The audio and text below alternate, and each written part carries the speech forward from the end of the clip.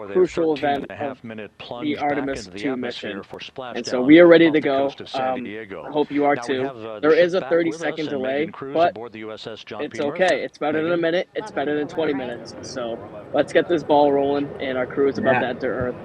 We are ready, and let's do this, guys. Hey, Rob, yeah, the excitement is really building here on the ship. I'm watching right now one of the weather balloons being lofted up from the ship. Again, oh, that's another thing. That's right. I forgot that they're putting weather balloons up like on like a timely basis here. I think this is their second one they've sent up. Data that's needed for what's called our Sasquatch around the splash zone. Basically, make sure that the debris that comes We'll up definitely some of those pieces of the parachute. We'll definitely add you to the make sure that the Discord. they don't fall on us Definitely, here at I'll talk to Alex about that. This is his podcast, so I don't really. All I have is authority to cover this reentry and splashdown and control this whole video. But definitely, I can swing that by him. Thank you so much for being here. There are so many moving parts that you have to keep an eye on. That's absolutely right. Yeah. But first of all, on behalf of the crew of USS John P. Murtha and Megan, thanks for having me on today. Happy to tell you what we're doing and excited to get the interview started. Yeah, absolutely. Why don't we actually take a look at the flight deck here? We'll start there. Basically, we also, while watching this weather balloon float away, hey guys, if I do this screen thing right there, let me know if it screws up anything. We had 2 imagery helos as well as the 2 crew helicopters that will go recover. Oh shoot! Did that just stop the chat, guys? Stop the video. Let's stop the video. Okay. This is just one of the many now the things video's that again are. Again, yeah, guys, the I'm on video's a little laggy right laptop. now. The live stream or the live feed is a little laggy. Ship of 550 people. It's something that you oversee as a commanding officer. Yeah, absolutely. Every commanding officer, I would say really every naval service member, our priority is always safety. And as a commanding officer, I take that as one of my primary roles here on board. Mission, trust our training. Right? Don't believe all the hype. Don't believe everything that's going on. Just let's trust what we've done to get to this point. And if we do that, we'll be successful today. And all right, guys, sorry about that. Again, technical difficulties. Still trying to get familiar with all this. How does it feel with all this techie stuff. The human space program we have? I've never done a podcast live before. I've been on a podcast live before. This podcast, but never have done the controls. It's all new to me. So, but I'm glad you guys are all here for the ride. Practice it regularly. It's amazing. It really is. Thank you. Over the past 4 or 5 years, really with this ship over the past year, we've constantly trained and worked. Oh, what happened to part of your name? It used to say Astronomy, now it just says Astronaut. To trust all the training we've done. Working with NASA, the medical team, dive team. Right? We want to talk about high performance organizations coming together. We are seeing that here on board the USS. I can't be more proud of all the work everyone's doing. Yeah, you had some great words this morning saying just that. I will fix that in really nice to see everybody working together and so excited. I mean, you just became the commanding officer of this ship back in February. I don't think it matters too much. Feel for you to be a part of this? Well, if I try to fix it, it's just gonna the video's gonna lag again. Opportunity to command probably any warship in the United States Navy is a tremendous honor. Is a pinnacle of any naval officer's career.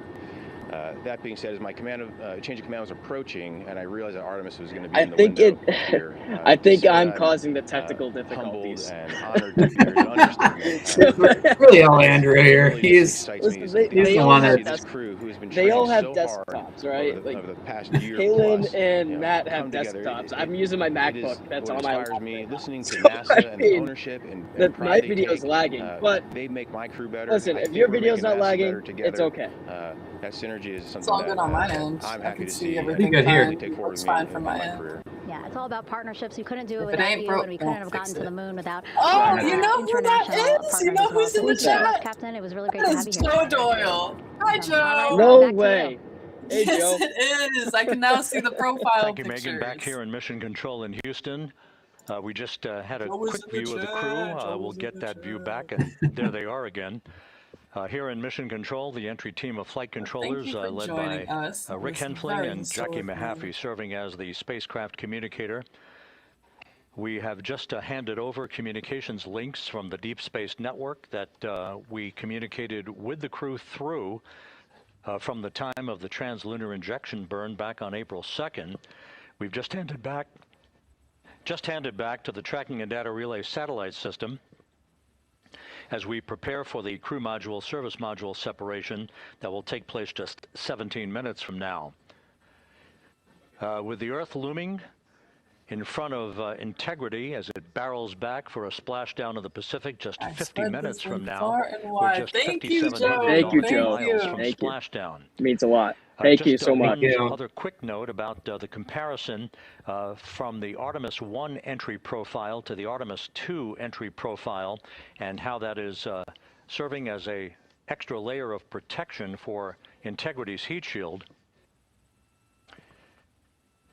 The Artemis 1 entry had an entry range of some 3,178 nautical miles, a very long down track, and a very longer period of exposure to heat loads than we're experiencing tonight. It also had that skip entry profile that we discussed earlier, dipping into the Earth's atmosphere, then back out, then back in. Yeah, see, yeah, they're not going to do that. Yep. Integrity, Thank Houston, God. comm check on TDRS. Here's the comm checks. Jackie, we have it loud and clear on TDRS. Weather balloon. We have you the same. And there's one of the weather balloons being deployed from the USS John P. Murtha.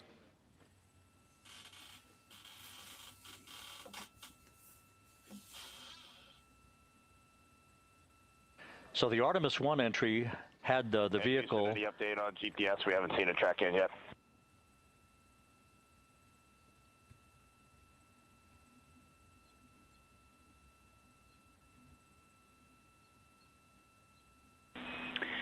Reed, we are watching. We are starting to get into the window where they may start acquiring, so should be within the next 10 minutes. Okay, sounds good. We're holding at step 17 and getting ready for CMRCS hot fire.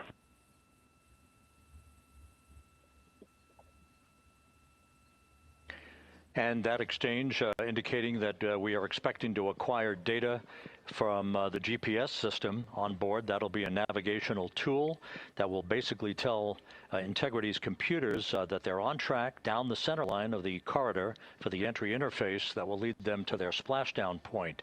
Once again, the Artemis 1 entry exposed the heat shield for about 20 minutes of peak heating. For Artemis 2, we're going to reach a downtrack distance of 1,701 nautical miles from the point of entry interface, with just 14 minutes of duration.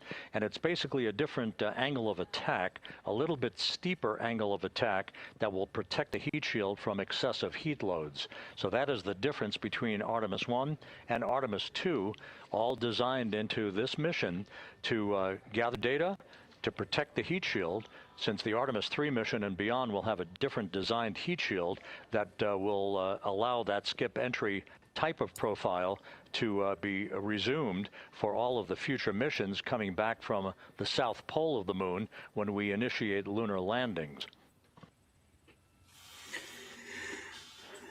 Well, hopefully this one works out a little bit better than Artemis 1. That's where we'll have communications for the rest of the flight. Yeah. Just to give you some time hacks here, we're 13.5 minutes away from crew module, service module separation. Oh, nice. I can't wait for that like live video of the separation. Second firing of the thrusters. Because the cameras, I hope they have like some kind of connectivity to the cameras on the solar panels still as they like float away. It's gonna be, it's bittersweet too, you know. It's like back in the days when we had the service module. This is our service module, and this carried us to the moon. And thank you, European Space Agency, for this massive, most important piece of equipment. It meant a lot. I mean, look at it.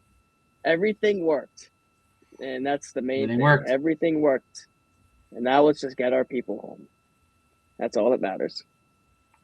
But thank you, because that service module, that thing has seen so much. You've seen interstellar space now. Well, not interstellar space, but it looks like it when you see all the photos. Box view of and some that's of the insane. assets And they carried our people that are involved in recovery operations today. The Integrity, cabin configured, all crew suited and seated. Nice. Houston, copies. That confirmation from Reed Wiseman aboard Integrity, as you see the assets being deployed to the splashdown zone.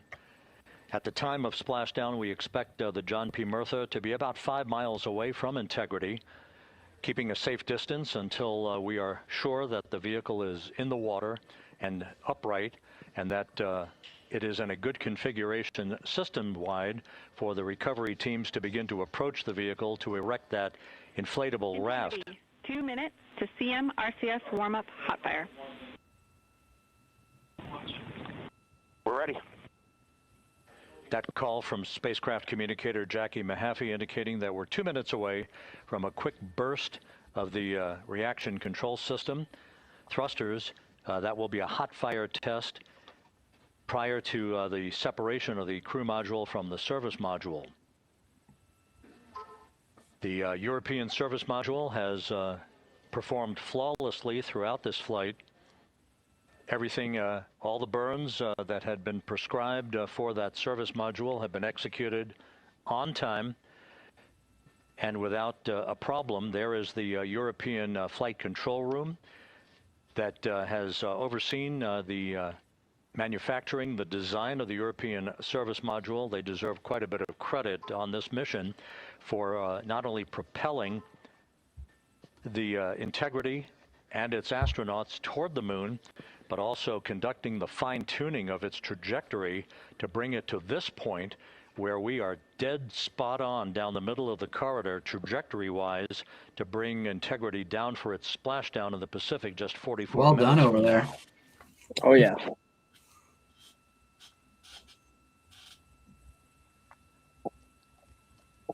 I think that's my favorite parts of the streams, when they show base and how everything's going on behind the scenes and just like how much goes into it, how many people are involved in this. Totally agree.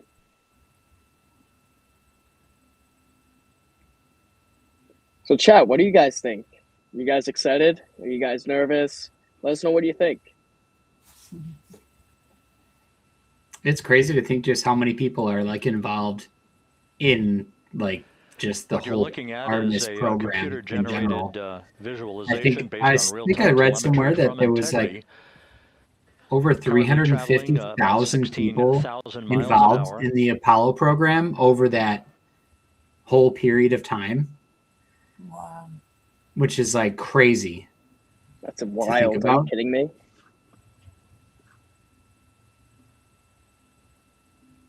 And still, people will say that it's a hoax. I know, right? 350,000 people got together to convince you that the moon is, that the fake moon is real. Seriously. Now just about 5,100 miles from Earth. Splashdown scheduled 43 minutes from now. We're just 9.5 minutes away from the crew module, service module separation. Oh, we're nervous, we're sweating, and we're excited. Oh, all the emotions all at once. Yeah, this is a pretty big part. People think it's like, oh, you know, you orbit around the moon, slingshot around, and Integrity, re-entry is but so far looks like it's a pretty brutal, you know, what's happening. Jackie, thank you. It's a lot. And Jackie Mahaffey took the words out of my mouth. Yeah, there's a lot of risk involved in the thrusters in all advance of the crew module, service module separation that's coming up just 8.5 minutes every from now. single 350,000 of those people down to when they released the photo sets, there was one that really included to make sure that like all the workers, even down to the welders of the platform, were in these photos to really show people like these are the people that are behind the scenes of all of this. Time of These are the entry people that you interface, should trust, 6:53 and 30 seconds p.m. when it comes Central down to the math, the numbers don't lie. So hopefully everything. Oh no! No! Did we lose Caitlin? No.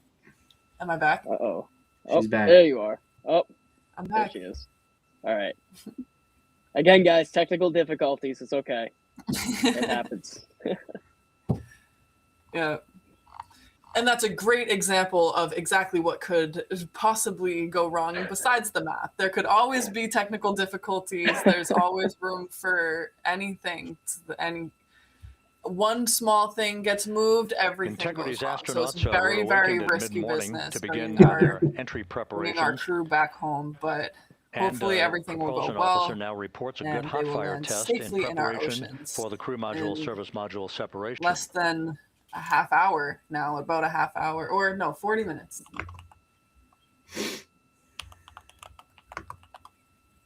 Countdown begins. We're now inside 41 minutes until splashdown.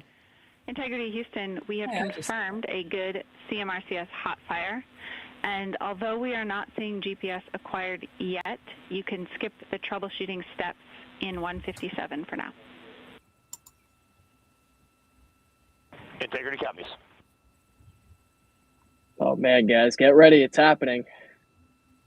That GPS discussion indicating that we will be acquiring navigational data for Integrity through the Global Positioning System equipment on board. We just don't have it yet, but we will. You have the map on your phone, Andrew? Systems are in great shape to support its high-speed entry into the Earth's atmosphere. Somewhat. It once again service module separation of 24,661.21 miles an hour. It's not even. GPS 1 looking good on board. Very close, guys. 7:33 Eastern time. See how it says NASA right there? That thing is going to be separated. It's just going to be the heat shield, the Orion capsule right there. Somebody just told us to shut up. So for Listen, we're excited. 2029, the stream is available without us on it publicly. You can go to just the stream if we're talking a bit too much. We are live coverage. We got all the conversations going. Splashdown, we're going to lose that link. Maybe we should what's called the VLDR, a very low data rate communications link, so that we can talk to the crew inside Integrity as they are on the water. Integrity, confirm we do see good GPS. We do too, especially GPS 1 is accepting in nav channels 1 and 3. 1:28 a.m. in Austria. That's awesome. Thanks for joining. GPS data is basically telling Integrity's onboard computers its position relative to the Earth, but its trajectory and its orientation according to flight dynamics and the guidance, navigation, and control officer is spot on. We have now armed the pyros for the crew module service module separation coming up less than 5 minutes from now.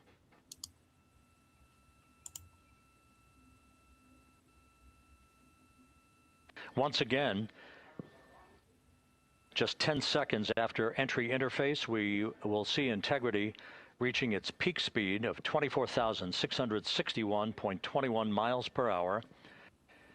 That will be just seconds before we begin a 6-minute blackout period. Integrity Houston, your vehicle is in a good config for CMSM set and go for CM raise.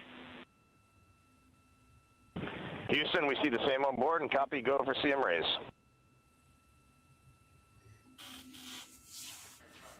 That CM raise referred to as the slight firing of 19 seconds by Integrity's thrusters with a change in velocity of 9.9 feet per second, a slight nudge of the aft end of Jenny the Gibbons vehicle, and a part of a Canadian so space, the Canadian space industry. Providing the final angle of attack. I'm sorry, I'm reading this wrong. As The the Canadian vehicle enters Space the Earth's Agency. atmosphere. And that This, is very being, cool because the one of mitigating our factor that will astronauts reduce is heat loads from on the Canada, heat shield right? as Yeah, we Hansen. reach a point Yes. downrange from He the was- start of entry interface, some 1,701 nautical miles to the splashdown site. Yep, he's the other mission specialist, right? So it's Christina Cook and Jeremy Hansen. Yep. Specialists. Integrity systems in excellent shape. We are currently 3,300 nautical miles That's left great. in this mission. Splashdown scheduled 36 minutes, I mean, 39 who would know the seconds system from now. best than somebody that needs to use it, right? Integrity Houston, for the 2 enabled prop cautions, what happened is while the thrusters were firing, multiple pressure sensors on each of the strings diverged a bit from each other. Those limits look to be set pretty tight.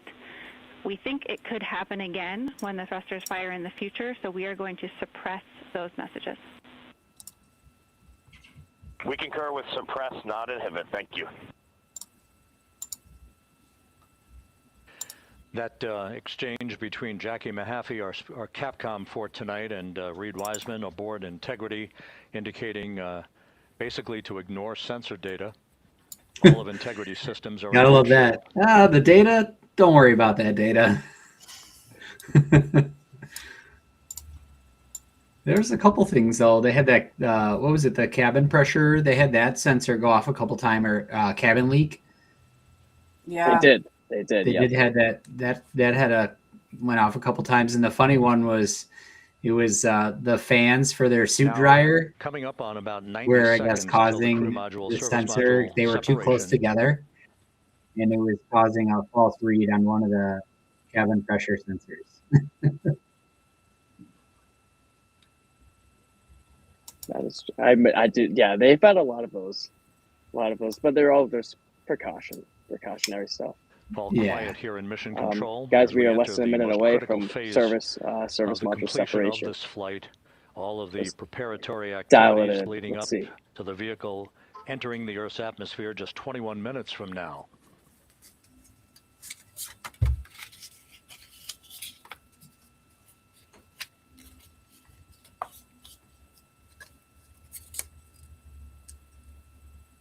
Coming up on 1 minute. Mark, 1 minute till crew module, service module separation.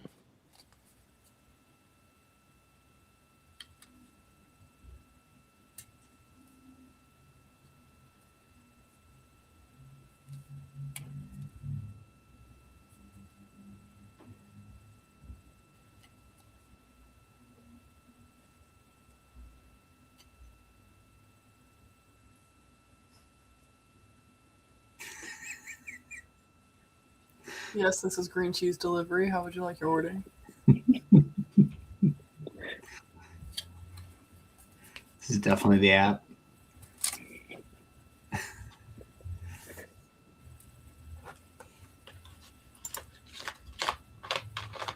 Longest minute ever.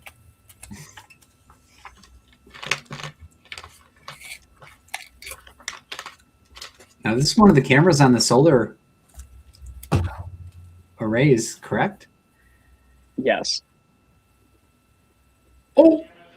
And we have confirmation of crew module, service module separation. And a great view. Wow. Albeit momentarily. Oh. Houston, good step on board. There you go. The European service module now separated from Integrity. A job well done. Integrity, no action for the 4 CDH cautions. Those are SM related, not applicable. The other half of the service module just is just space junk now. Yeah. Usually most of the stuff just burns up in the atmosphere. Yeah.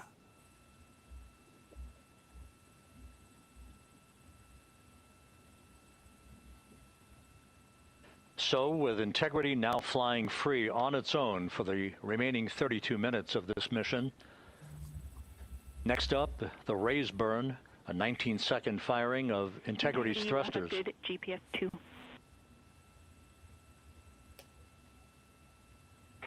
Integrity copies, good GPS 2.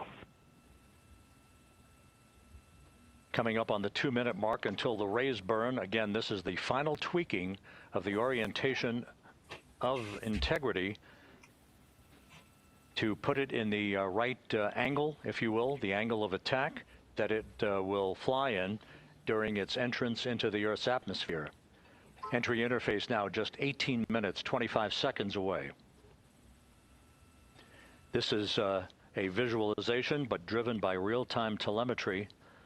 This is the maneuvering of Integrity to the raise burn orientation. Just 2,800 miles from Earth.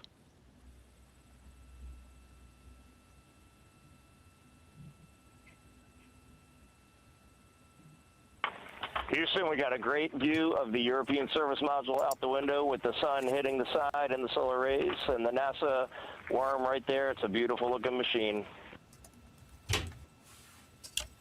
That's amazing. Roger.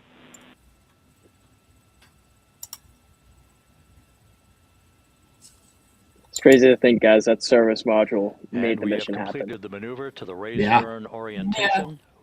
1 minute away Barry from says, the raise RIP, burn. little guy. Good work. Good work. You did good. You did good, kid. You did good, little guy. You did good.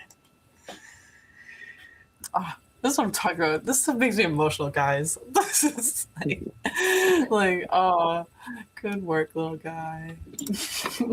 Well, guys, we're up to 32 people in the chat across multiple platforms. So Which everybody is crazy. Again, guys, thank you for thank you so much coming to hang out and watch. Yeah. But it doesn't end Very here, guys. After patiently, Splashdown and everything, nothing ends here tonight. We are gonna keep going until we get on the ship. And if you guys have any questions, let us know, and we will gladly answer. If there's any technical issues, again, always let us know, and we can always figure out an issue of how to get around it. Get a way around it. We'll figure something out. Yeah, exactly.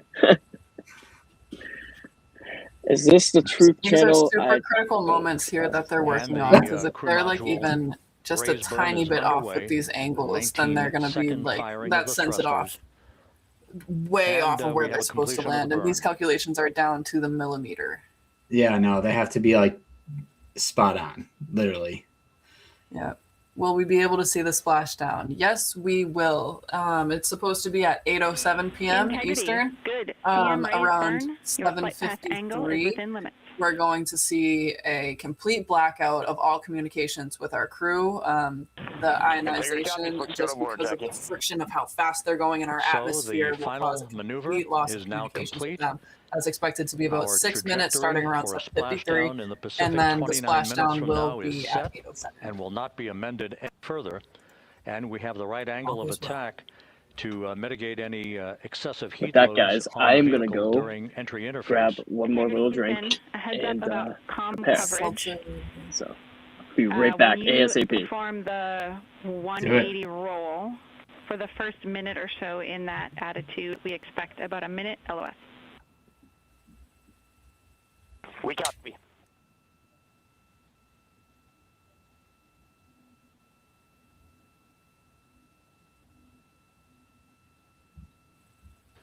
So for those who are watching the series of events coming up, we will enter the first traces of Earth's. It's crazy to see how like this looks from like the Apollo missions to now, just displays versus like hundreds of little tiny like little 9-inch little screens with just like 100 buttons on a panel. Yeah. Now it's just some laptops and screens everywhere. That's such a good point. There's no buttons anywhere. Yeah, it's not just like, I mean, it was just like rows and rows of like little screens and buttons and switches, and now it's just technology is just crazy. It's come so far. Mm-hmm.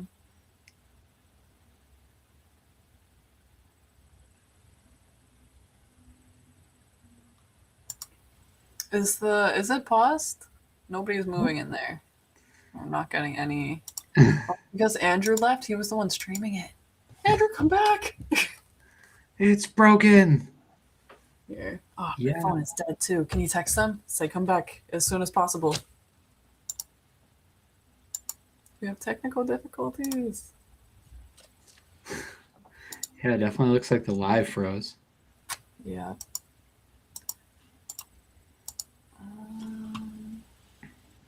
Let's see. Not that. Oh my gosh, it's Alex. Hi, Alex. So this is Alex's channel, everybody, for those who are new. And we are filling in today. Andrew is filling in, actually. And I was invited to co-host. Matt as well. We're co-hosting. So welcome, everybody. Welcome, Alex. Glad you're here. Don't know what's going on with the stream right now. Andrew went off for a second, but he is the one that's streaming this, I believe. So now I think it's paused. Yeah, that was weird. I don't know why I did that. Yeah, it did go for a little while before, like, even when he was gone. But we still technical difficulties again. It's all Andrew's fault. Yeah. Oh, hello. Maybe it's just frozen. Yeah, maybe it's just taking a while. Let me check.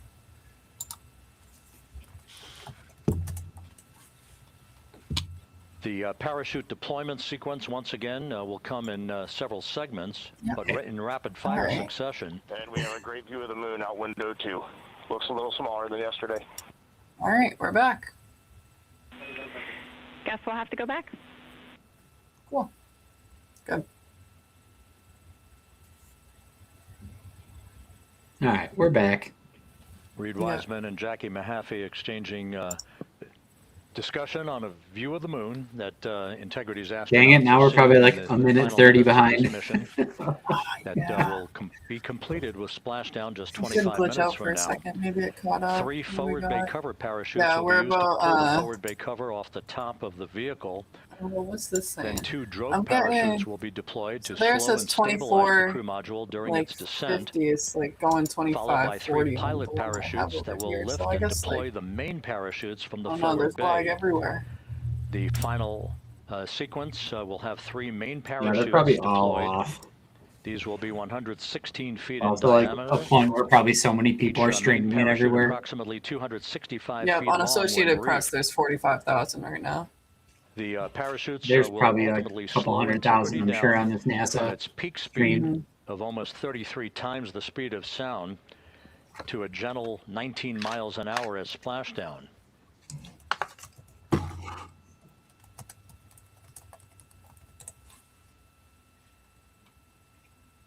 The vehicle is now currently in a roll to the proper attitude for entry interface.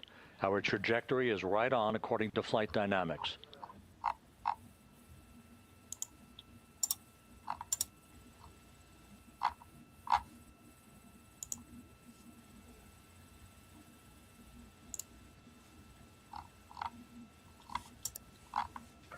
Why does this keep going behind like that?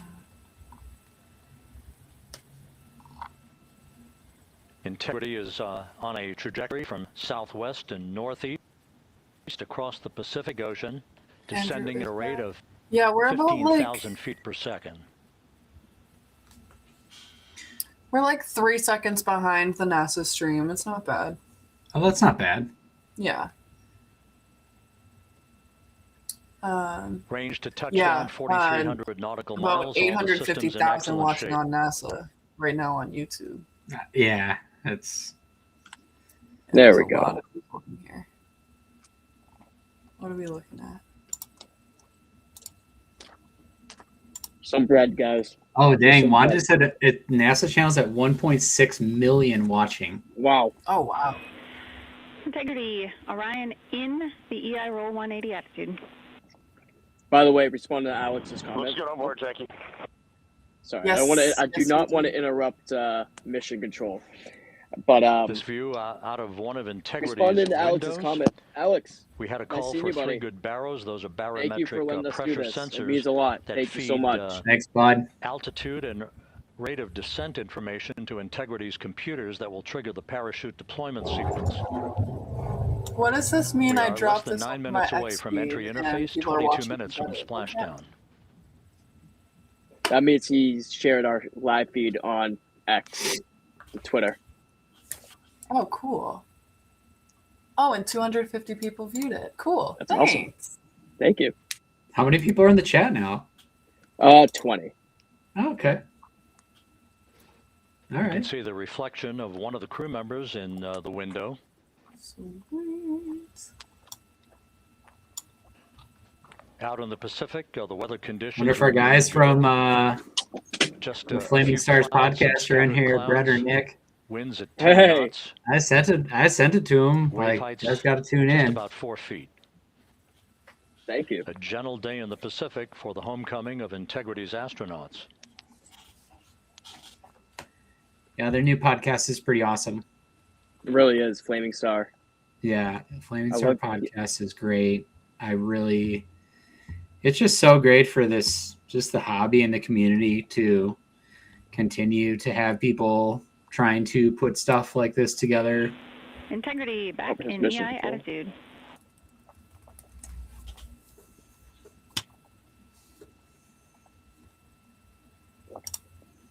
We see the same on board, Jackie.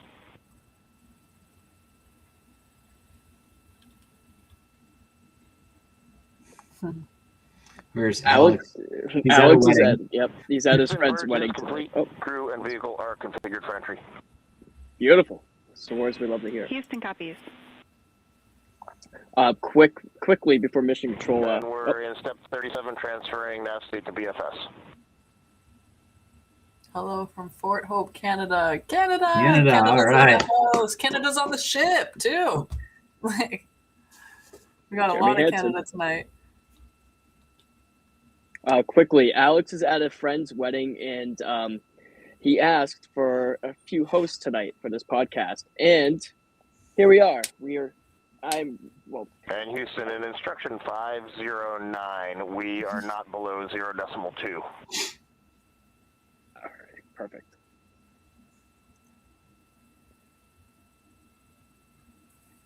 Our communication's already getting crazy. Integrity, no action required. Integrity. Just this one.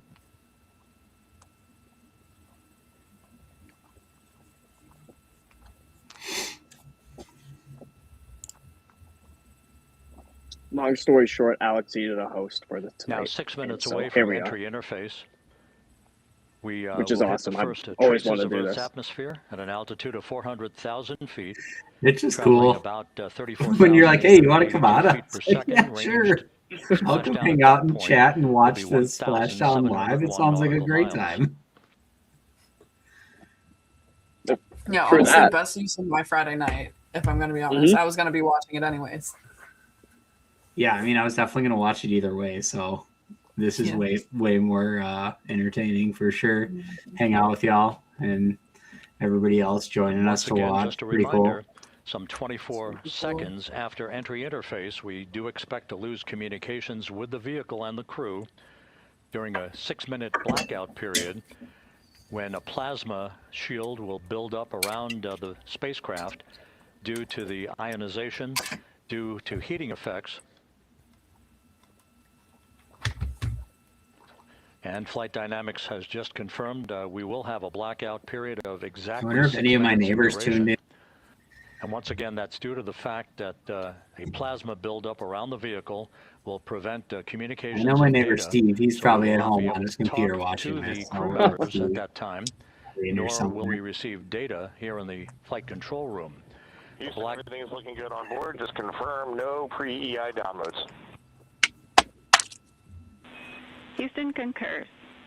My neighbor Mike's probably hiding in here somewhere Blackout too. period to begin at 6:53 and 54 seconds p.m. Central Time, and again will last about 6 minutes in duration.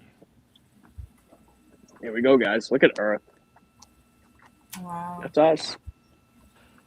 We're 4 minutes away from entry It's like interface. the end of a flight when you can like see the city start to like come into picture, but it's like the Earth. Like, that's crazy. On the By the way way, there, guys. that was the moon. Oh, I did not mean to interrupt you there. What was that? Oh no, I was just saying how fascinating it is. Like the way there, they see the moon approaching, and then now it's the Earth right again. They get to see the whole thing from side to side. It's crazy. I totally agree. By the way, guys, this is just seltzer water. This is no alcohol or anything. Just want to throw that by everybody in the chat. My 6th beer. Gotta be professional. This is my 6th beer of the night.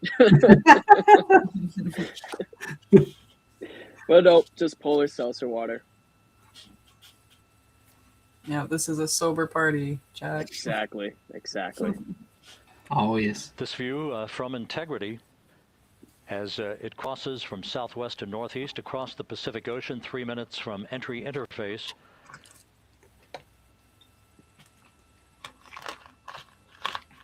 $16.5 minutes till splashdown. Dang, down to 16 minutes already? That's crazy.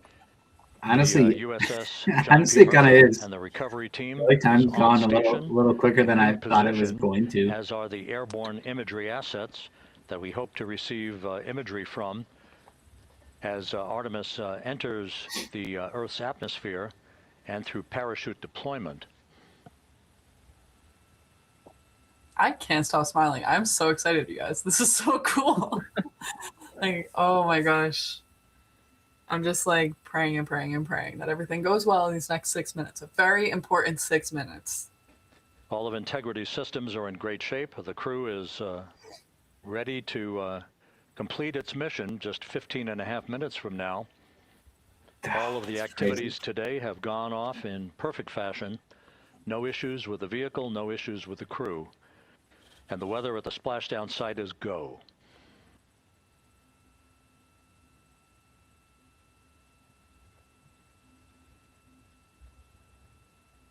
Did any of you enter your names to go around the moon? Yeah, I put my email in a few times, a couple of tickets in there. They just didn't select me. I wasn't that lucky. I didn't win the raffle.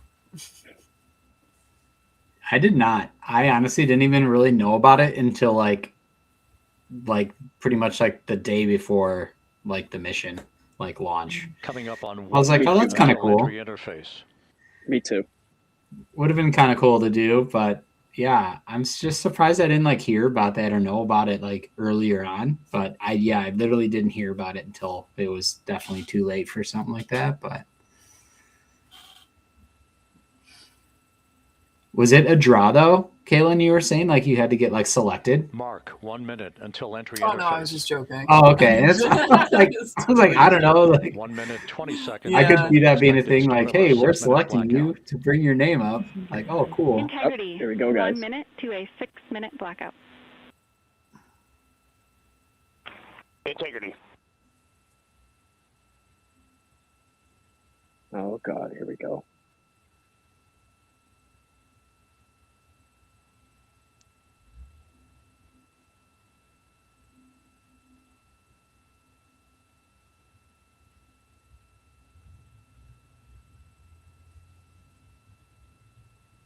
That's awesome, Nick. That's awesome. That's a good call. That's my buddy. 10 seconds till entry interface. Here we go, guys. Holy shoot.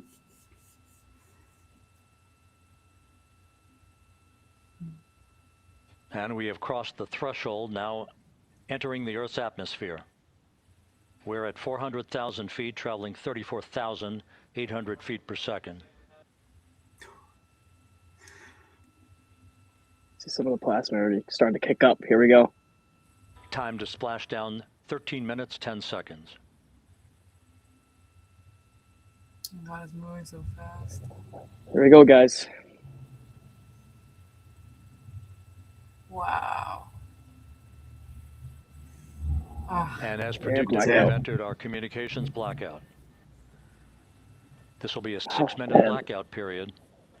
No voice, no data from the crew. You see how bright it got right before it went out? We're 30 seconds away from the anticipated point of peak heating on the vehicle, where temperatures will rise to about 4,000 to 5,000 degrees Fahrenheit. This is the true test of our trajectory.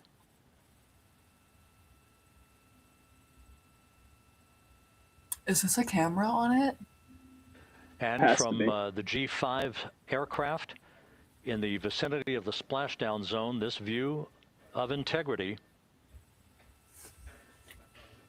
So that pinpoint of light shows the vehicle as it enters the period of peak heating in the Earth's atmosphere, the first tug of gravity being felt by Integrity's astronauts since their launch back on April 1st.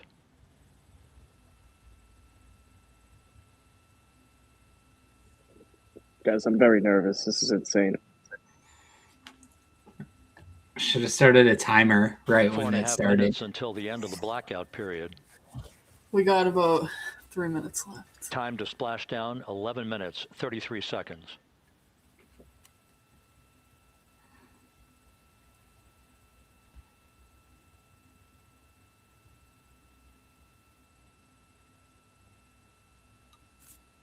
Once again, to everybody in the chat, we just entered the blackout period. We have about 3 minutes to go until they expect to regain contact with the Integrity crew.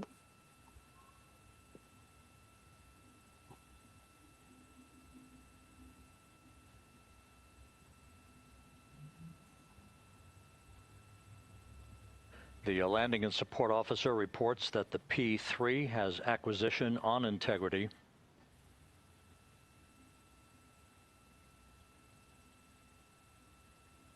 Three and a half minutes left in this blackout period. This is a visualization of the plasma buildup around the spacecraft and the repelling of that heat on Integrity's heat shield. They're inside that right now. Like, so nervous.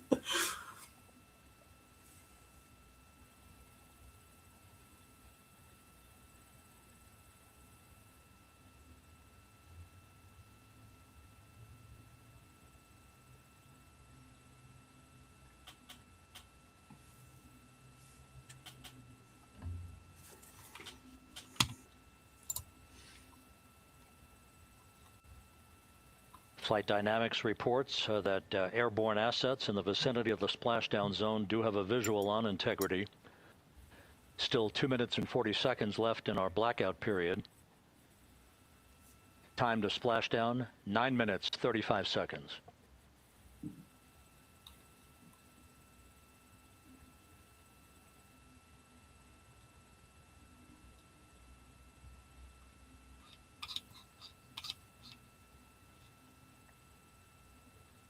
Multiple airborne assets as part of the recovery team all have visuals on Integrity.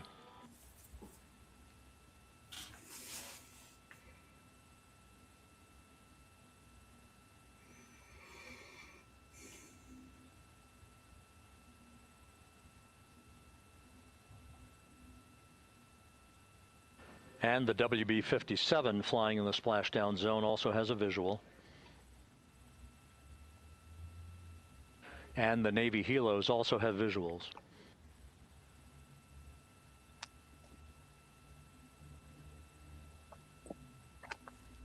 We're still in the blackout period.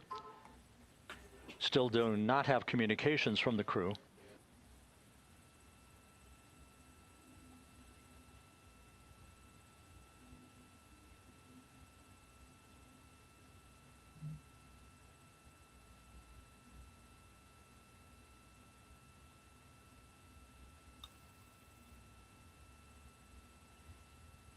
Should be just a couple seconds now.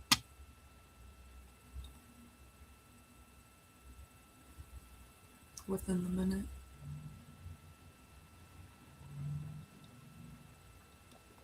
This is crazy. We're standing by for communications from the crew. We should be out of the blackout period less than a minute from now. Hello, Germany. What's up, Germany? That's awesome.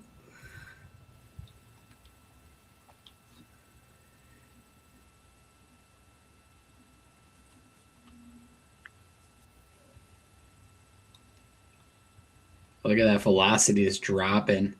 Mm-hmm. We are now processing data from Integrity. Nice.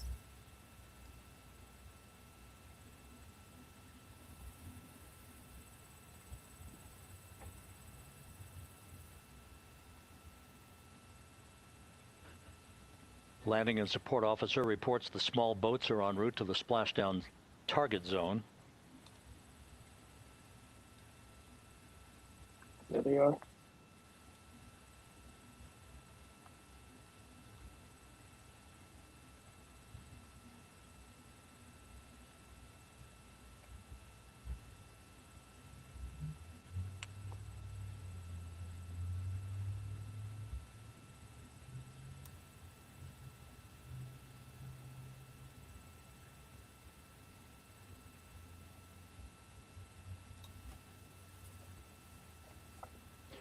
Passing through 150,000 feet, our trajectory is perfect.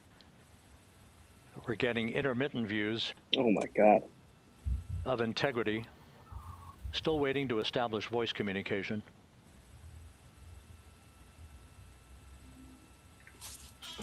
Integrity, Houston, comm check, post blackout. Houston, Integrity, we have you loud and clear. Yeah. There you go. Is nominal, and your recovery teams have visual. All right. Guidance looks good. Oh my God. Yeah. That was a long 6 minutes, man. It was a long 6 minutes. Big cheers from the viewing room here in Mission Control as voice communication reestablished with Commander awesome. Reed Wiseman. For America and a waiting world, integrity is 5.5 minutes away from coming home. Wow.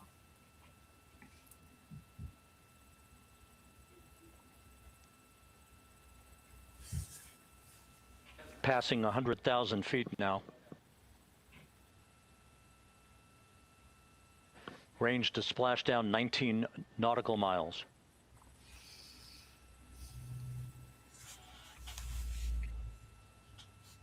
Can't wait to see the parachutes deploy. Yeah, right? It's always the best. It's always a sight to see. Now, I think on the Apollo missions, they didn't really have communications until pretty much right before the parachutes pretty much deployed. That's Integrity impact to the camera controller fail is no cab 1 views of the chutes.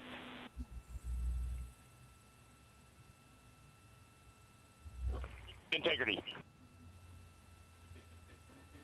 We're processing good data through the GPS system. A good view of integrity, time to splashdown 4.5 minutes. Wow. Look at that, guys. There it is. And a view of integrity from the Dang, that's W57 awesome. That they're like on it. 50,000 feet. My God, the tracking on that thing must be insane. Without a doubt. Like military grade, like missile cameras. Yeah, this tracking's pretty locked on. Come on, parachutes. Last big milestone. The pyros are armed for forward bay cover jettison.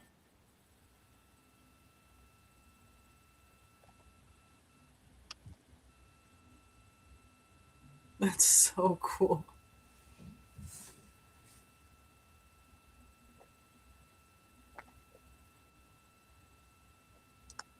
Oh, there they go. The first series of parachutes, and we're on drogues.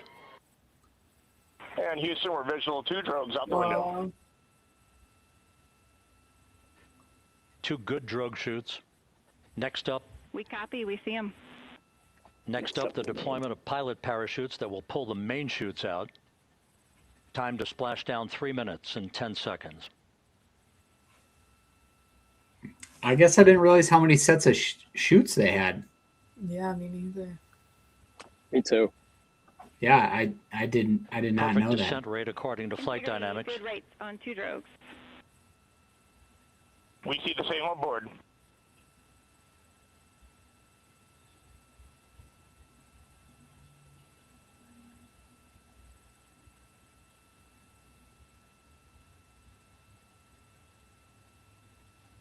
Passing through 10,000 feet, still on drogues.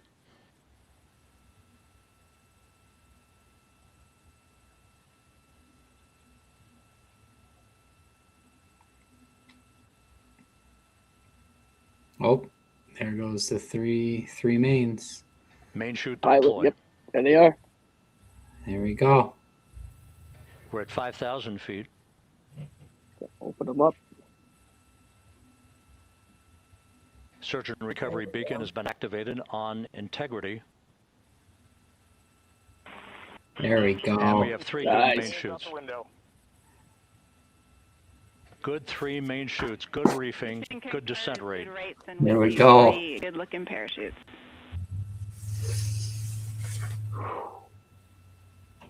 So far, so good, everybody. This is good.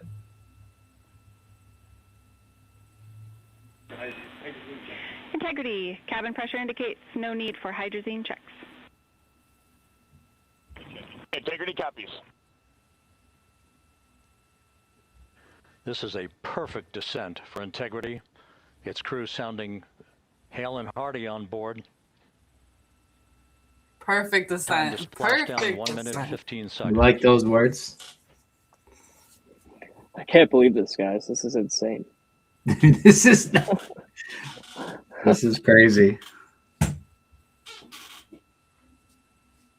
Integrity about to complete a journey spanning 694,481 miles from its launch from the Kennedy Space Center back on April 1st, and a trip around the moon.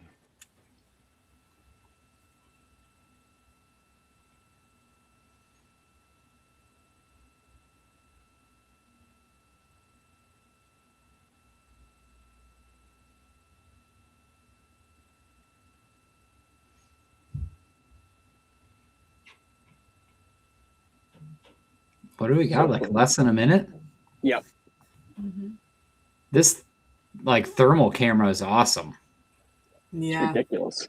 It's ridiculously insane. Yeah. Passing through 1,000 feet. Ridiculously insane. There's no better way to put it. This is ridiculously insane. Like how hot is the capsule right now? Like it's got to have some heat to it. Yeah, like glowing. Look at that thing. That's my understanding. This is definitely like a thermal camera. I would think that thing's hot.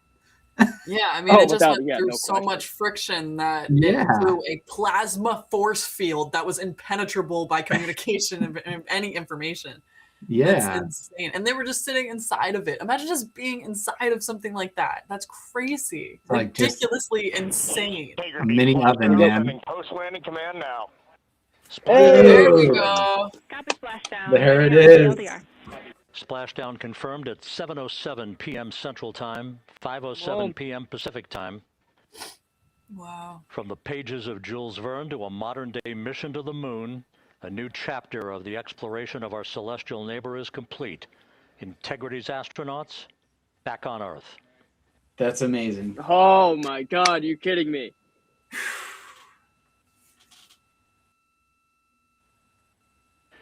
And the landing and support officer reports the vehicle is stable 1. Sorry for my language. We still will be deploying the crew module uprighting system to maintain that orientation. A perfect bullseye splashdown for Integrity and its 4 astronauts.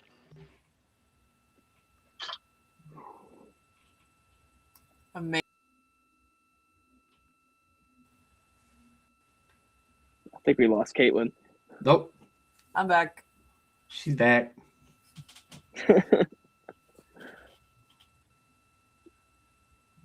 Man, there she is. Extraordinary physics. Amazing. Execution. Perfect. 10 out of 10.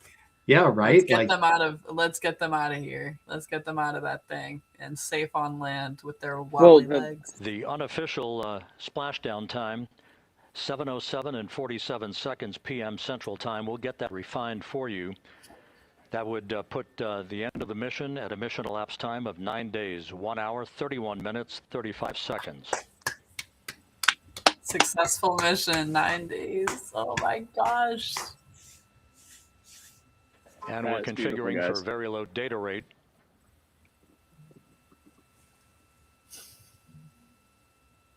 Once again, splashdown occurring in the Pacific, south of so somebody said, well, boys and girls, we're back. Can't wait to see an actual landing again. It's been a long time. Couldn't have said any better. Yep. 2 years, hopefully. Okay, everyone take a breath and stop. Totally agree. Now.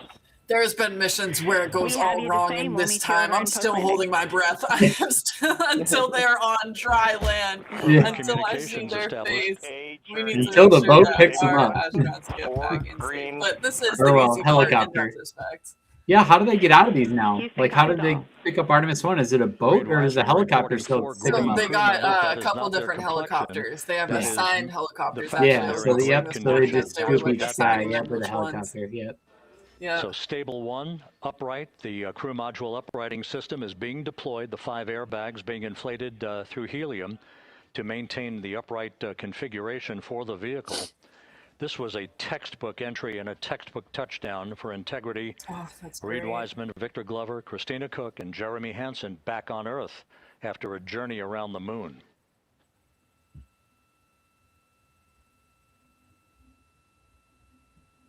Reed Wiseman, Victor Glover, Christina Cook, and Jeremy Hansen. Welcome home. Amen. How was your trip? How was your trip to the moon? Yeah. So, how was the trip to the moon? Like, that's quite the, what's it called? The water bubbler talk or whatever they call it. come back in on a Monday. How was your weekend? How's your weekend? Got back from the moon. No biggie.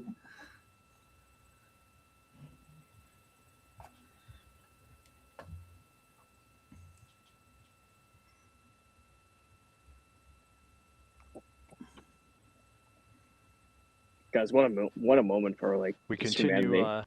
to monitor the functioning of the CMOOS system. The airbags are being inflated to maintain a stable one or upright configuration. And there's a good view from one of the naval helicopters hovering overhead. It's so cool that they're just live streaming all of this green footage. crew That's members, so meaning crazy. they're all in excellent shape.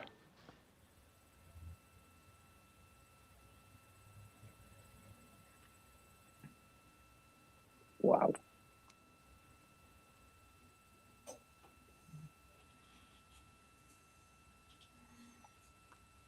Oh, nice. Integrity Brett Houston confirmed for from Beacon and Flaming radio. Stars. He's watching us. Awesome. Thanks, Brett.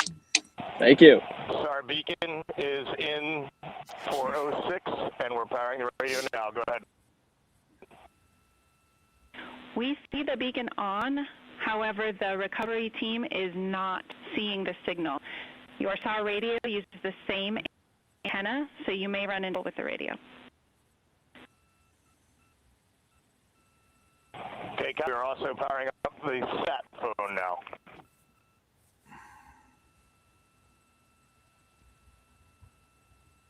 I believe the naval ship is 5 So miles away. integrity is in great shape. And as the crew continues its post-splashdown timelined activities on board, Reed Wiseman once again reporting that all 4 crew members are in excellent shape. And we have 5 inflated airbags to maintain an upright configuration so that the recovery team can now begin a slow approach to the vehicle. Meanwhile, here in the flight control room, Entry Flight Director Rick Henfling is polling his team of flight controllers for the By start 1972, 24 men had orbited the moon, and of 12 of them powering had down walked the on vehicle. them. Now, After 28 a people have thorough gone around the systems moon, check, including the we first have no woman to orbit toxic the moon. gases Which is to awesome. be concerned about. What a time to be so alive. the recovery Right? personnel can approach the vehicle. We're just getting Not started, until we guys. have powered down the spacecraft. That's expected Truly. to take a few more minutes.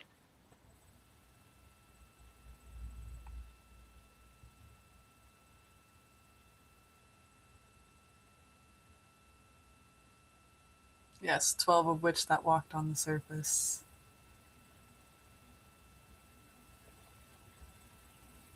By 2028, we'll have 2 more. Couldn't have said it any better, Caitlin. Yeah, seriously. USA. Make USA. Make that 14. Integrity back on Earth following its historic flyby of the moon. It was, finally, a reason all- to be proud of this country. Like, Yeah. it's been Nothing great such a these days. rough time.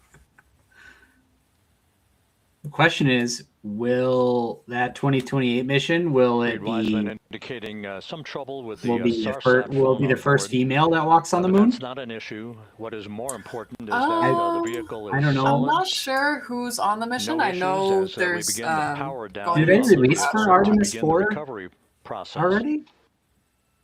I don't.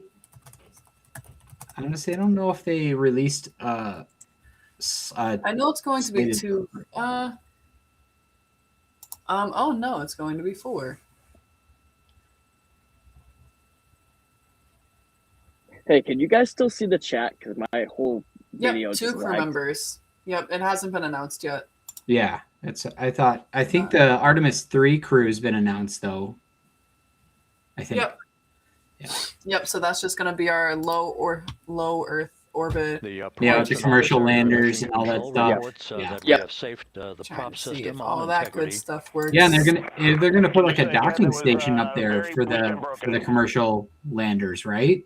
Yep. Because I think part of so that Integrity not all of it has to Houston come did back not down to call. Earth. They can leave them up there so they can just reattach for future missions. Yep. Copy that, Houston. And as It Joe might is have been on saying, they fire named radio, the mission stand by. Artemis with the intention of putting the first woman onto the moon. As Oh, wow. Artemis was the sister of Apollo. Joe, look at with that the feed. facts always. I was gonna say I All of heard the I heard it milestones in some were executed in podcast perfect about fashion. like the Artemis missions that Integrity the entering the Earth's atmosphere. mission of landing on the moon Right on would time. more than likely put its first female Reaching like its astronaut peak on the moon. speed So shortly after a blackout period began. We Did emerged Andrew's from the Awesome. blackout period. video cut out, But or is the, that just me? recovery, Do I need to refresh my imagery page? Airborne assets were I able don't know, to you're pick good. up Integrity's Oh, descent he's not here, he almost left? immediately Who? through entry What? interface. Andrew? He's here. Tracking, the vehicle all Oh, the way so down. I definitely need to refresh my page. Give And me a second. finally, you saw the sequence Way of back, chute you can see me, deployments. right? Yeah, I could see First, you. the forward bay Okay. cover being pulled Hey. off the top of the vehicle by a series of 3 Right, good, parachutes. because my thing Then, did the lag and it drogue said that I chutes, lost action for a second. were deployed, followed by the 3 main chutes that slowed the splashdown velocity of Integrity to just 9.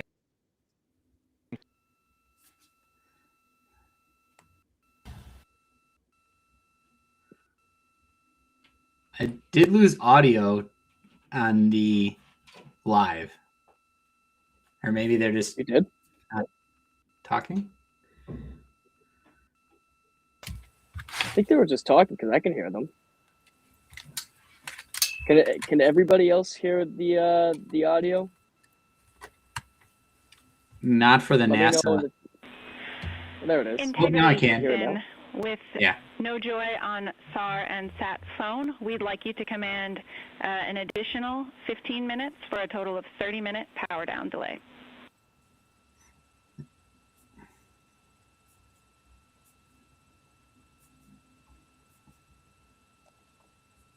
So they Chat said can't no. hear the All right, audio. Jackie, we have selected T/D+30. No joy on SAR radio or sat phone. One second, guys. One second. I hear. Chat. Oh, it's Stand back. by, we have the Yeah, I hear. I was gonna say I hear all the audio Please again. hold comms. I missed the chat be able to hear the audio. Let's see. Hey, Jackie, we just got the master diver on SAR. Let's see. Chat Yeah. bots. Guys, one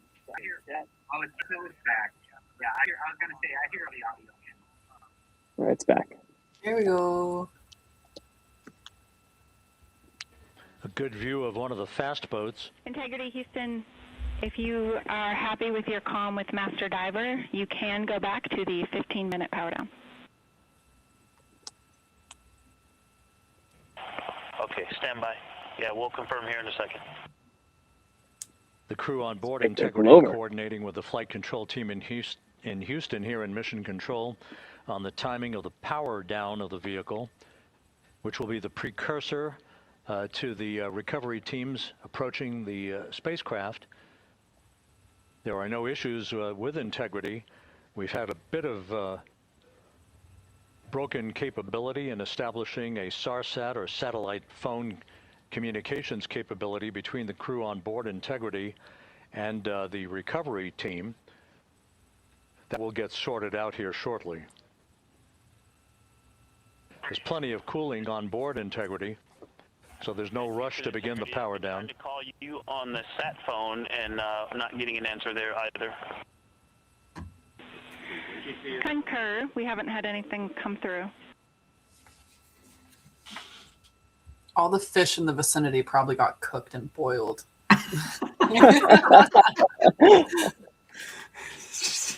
It's just like fish floating around. Like, how could they not? cooked. Imagine. And Houston, if you could relay to Ree that we hear I them, mean, but imagine the cooling. It probably rapidly cools, which But is it's also not clear like that crazy they to are think hearing about, us. like just the rapid cooling when it hits the water. Yep, so that's what I think they're doing right now is like giving it like that shutdown period where they're actually Houston like copies, powering and down Reed, just to like confirm, the device, you and are then afterwards, pushing the from my PTT understanding, is when the on the recovery radio. team comes. I And can't wait think to hear I think the data for the recovery heat team shield. is boats. It's not helicopters. Oh wait, are they getting them by boat? That's what it appears to be. So as we continue to sort out the But maybe they're just like communications kind of like between checking it out Integrity and because the we still got recovery like teams, the shutdown we are period. standing by for the initiation of the power down procedures. that, as you see, the recovery teams are moving towards the side of the capsule. The next major event will be the erection of that large inflatable raft called the front porch. That will be the port of call for the crew as they're being extracted one by one from the vehicle. Wow.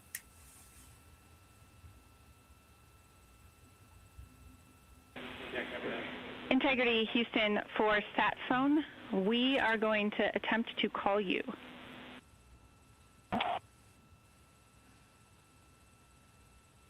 Good idea, standing by. And Jackie, yes, we are pushing the push to talk, the 2 buttons on the left side of the radio below the up-down arrows. We are utilizing them. I'm rebooting the radio to see if we get good comms. Okay, we copy all, and just to confirm, you are seeing that you are touchdown plus 3030 for power, correct? That's affirmative. Can imagine being like on this boat and then opening up the hatch, be like, "Hey guys, welcome back." And yes, to the comment, they do recover the Orion capsule from the ocean. Yes, that's what the big naval warship is for. They tug it in. Approach to have mission control here call the crew on their satellite phone. This is all part of the coordination for the power down of the vehicle that will initiate the actual recovery operation. The first boats with the Navy divers on board are standing by, waiting to close in on Integrity. Looks like a mushroom. I totally agree. The large inflatable raft that's called the front porch that will be where the astronauts are extracted from so that they can have a few minutes to get their land legs back before they're hoisted aboard the Navy helicopters for the flight back to the deck of the USS John P. Murtha.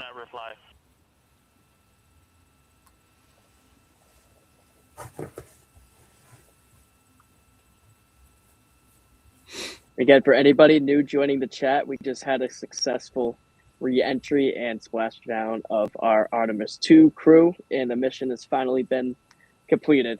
It's been one hell of a freaking ride, guys. What a journey. Hell of a journey. And I'm like, what am I going to stream on my TV 24/7 now? I have to like watch a TV show or something? Like, it's crazy. Master diver. I'll figure something out now to put on. Yeah, because like my phone, pretty much while I was working, I just had it like sitting like below my monitors, just streaming.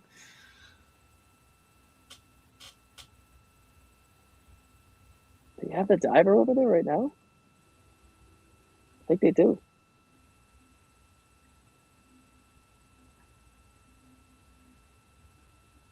I don't know. It's hard to tell. Yep, they got the diver right there. In the hatch door.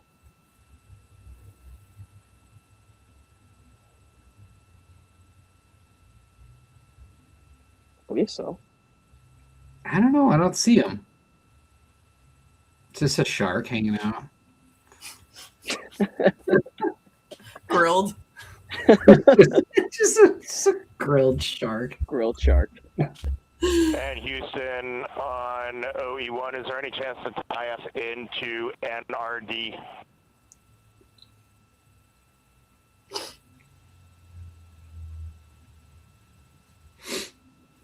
Look at that. There's a helicopter. That is beautiful. There we go.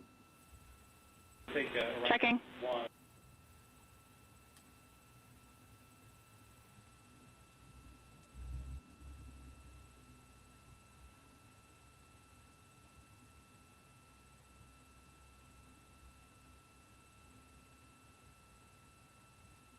This is Mission Control, Houston. While we stand by for the establishment of communications between Integrity and the recovery team that is basically standing by very close to the spacecraft, we're going to go to the deck of the USS John P. Murtha, where Megan Cruz is standing by with Administrator Jared Isaacman.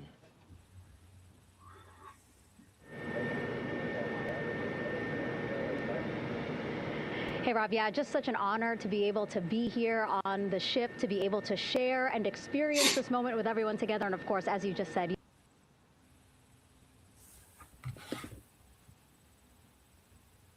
Uh-oh. Uh-oh. Feed just lag out again. yes. Yeah, but I don't think it's on us. NASA administrator, I just couldn't be more proud of the entire workforce.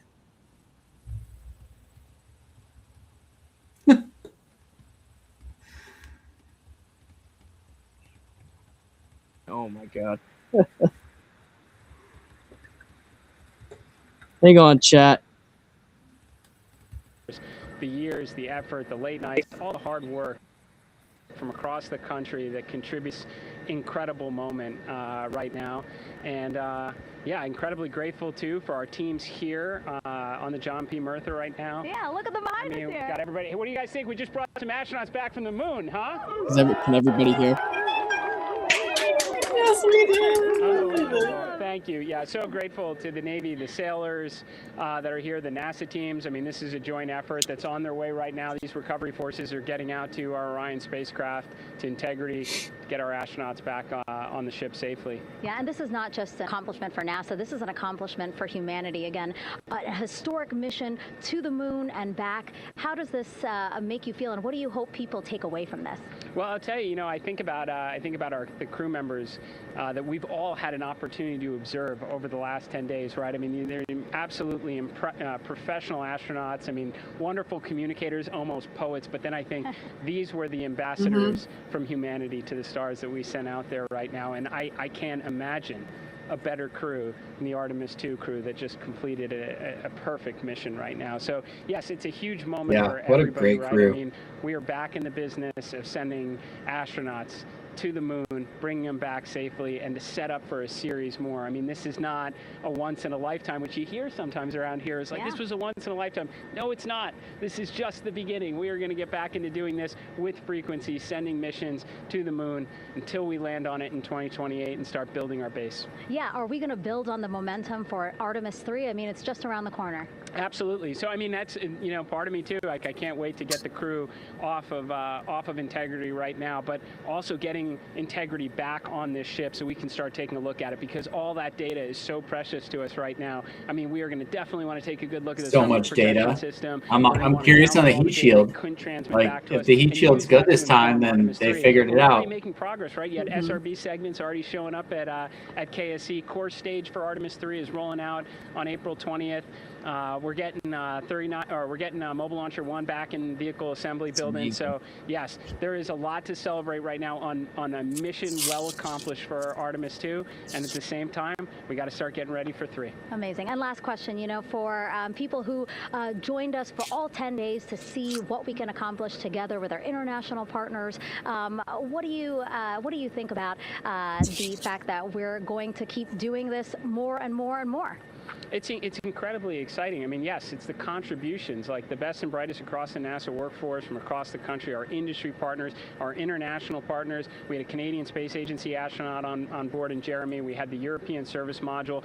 And you think, in the days leading up to this launch, I mean, 48 hours prior to launching Artemis 2, I was meeting with the Italian Space Agency. We signed a memorandum of understanding to build a habitation module on the moon. I mean, you have countries, all of our allies and partners coming together saying, we are committed to this effort. We are returning to the moon. We're doing it to stay. We are building that enduring presence. We are going to master the skills on the surface of the moon so someday we can undertake missions to Mars. It's just an incredibly exciting time, and we're not going at it alone. We're bringing everybody along with us. Absolutely. And speaking of everyone, one more time, we're going to ask the crew here, you guys ready to land on the moon? Oh, yeah.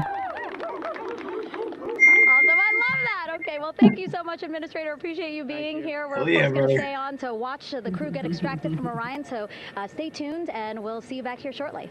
Well, they just tried to moon.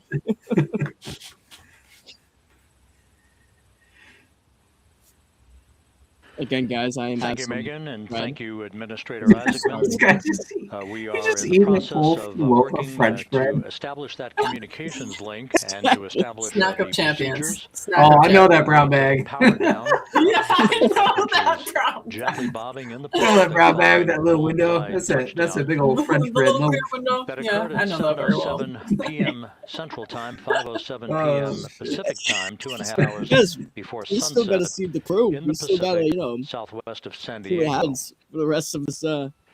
We have the rest of this time. once So again I heard gotta from the crew. Yeah, an man. They said interview like opportunity what? with the Like administrator, half-hour delay and we on have cooldown. 4 What's going on healthy crew there? members It's on like board. 8:07 touchdown. We're like 23 minutes in now, or We now 25 have minutes in. confirmation that the vehicle has been powered down. Exactly. As Okay, it's per powered the down. procedures. So we That was a have vehicle quick power 25 down, minutes. Oh my and god, the that flight 25 control minutes team here in felt Houston, faster than the Flight 6 Director Rick minute. Hentling has like, handed over mission blackout. authority Oh my to god. the Exploration Ground Systems team. You know out what's in funny the that I Pacific. learned? Now, So I we watched will that physically not get Apollo off 11 console, documentary where they with landed this on the team moon. until the crew has been I extracted didn't know into that the when they front came porch. back, they had a Inflatable raft that will 19-day be erected along the side quarantine hatch of Oh integrity. wow. So we're standing for by all of for them that. because they The didn't. next step We in the didn't know recovery like procedures, if but we everything is bring in great anything shape. back, We like have 4 healthy bacteria crew or members anything on board back the from the vehicle. moon. So Yeah. there was a 19-day quarantine for the crew.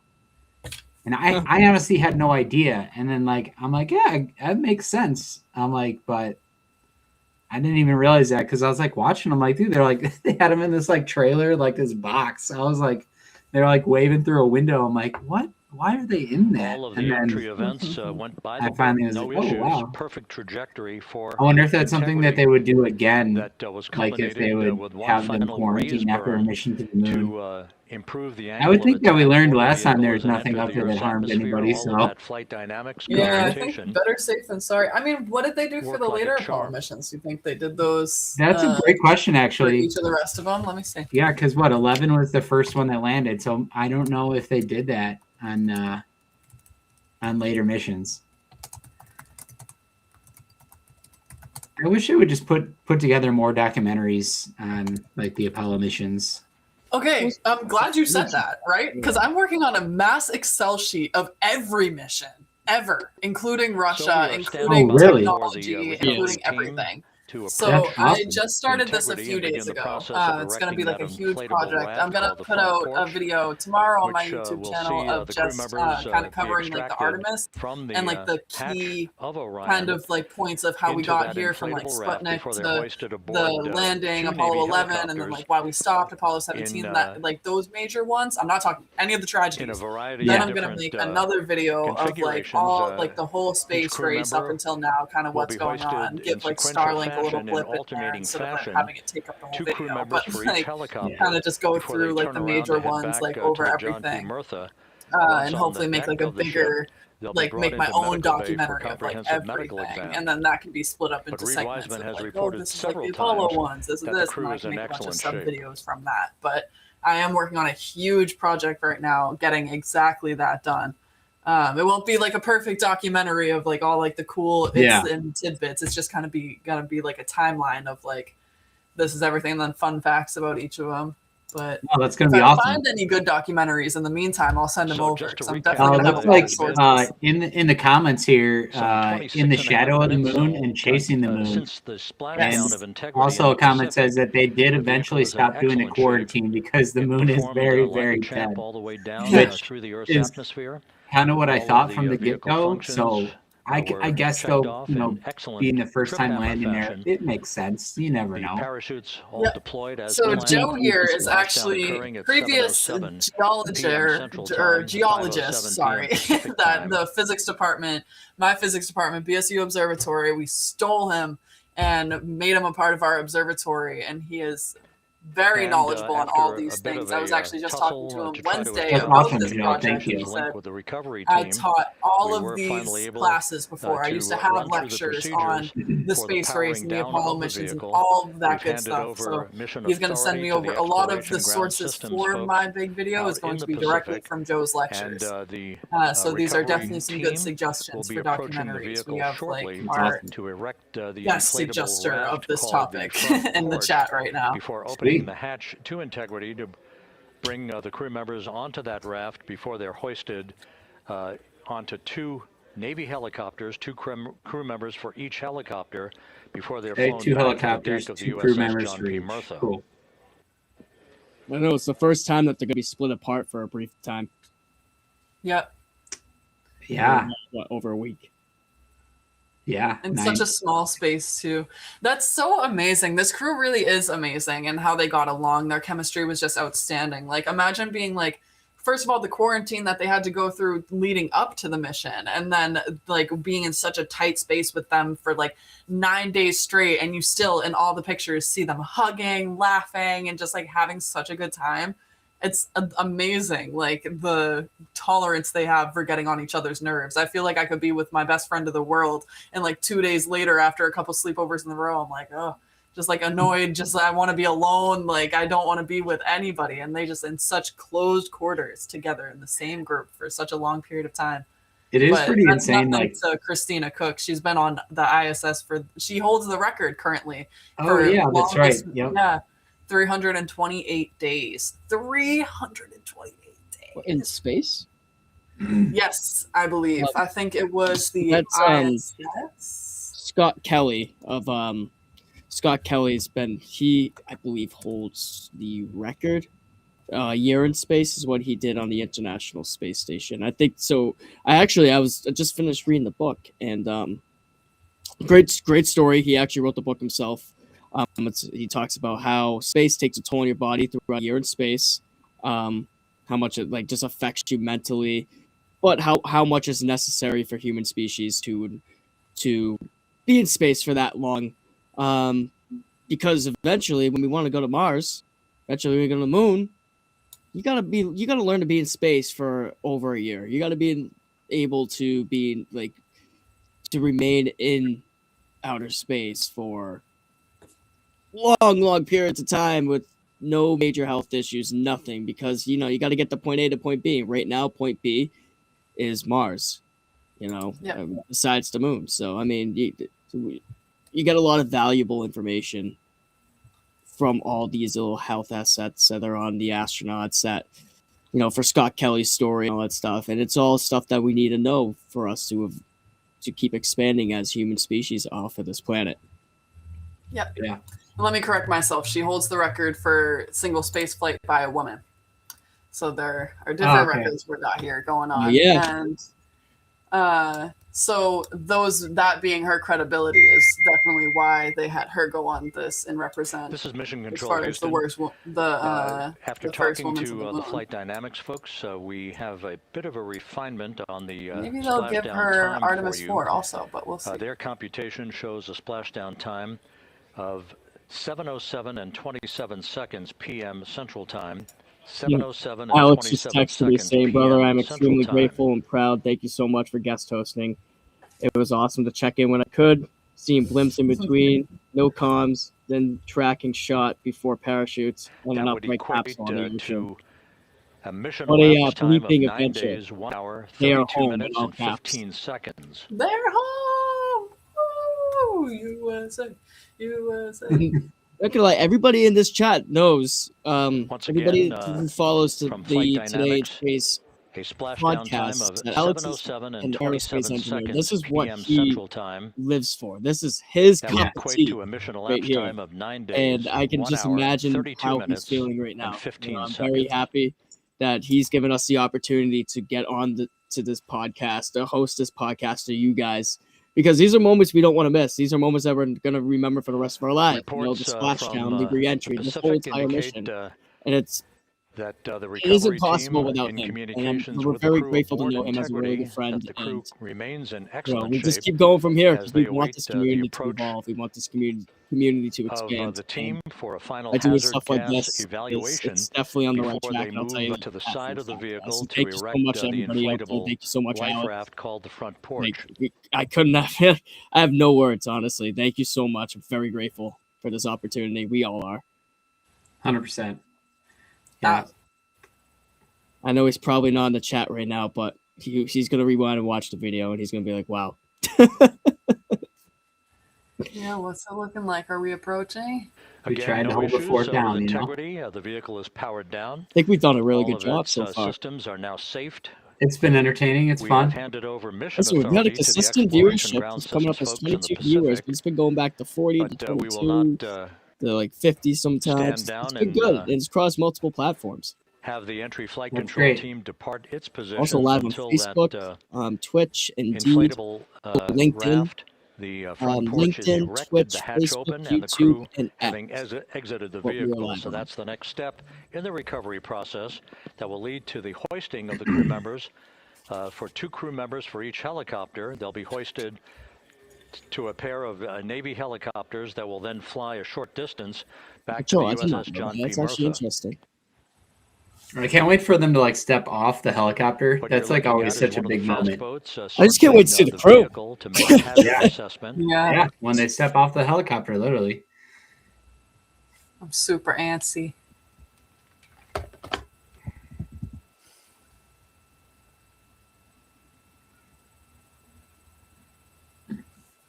Guys, the camera footage is just everything. I mean, this is all top-notch stuff. This is unbelievable, guys. Oh yeah, the camera footage, every mission has gotten like that's the most key part of everything and how we know like what to improve on and what to do. Oh, yeah. Look at this, guys. There's the divers right there. Yeah. Here's one of them. Nice calm seas, too. They couldn't have asked Oh for yeah, that. that's right. I always forget about Mir. 1994 to 1995, 437 days in space. That's crazy. Wow. Yeah, I always forget about Mir.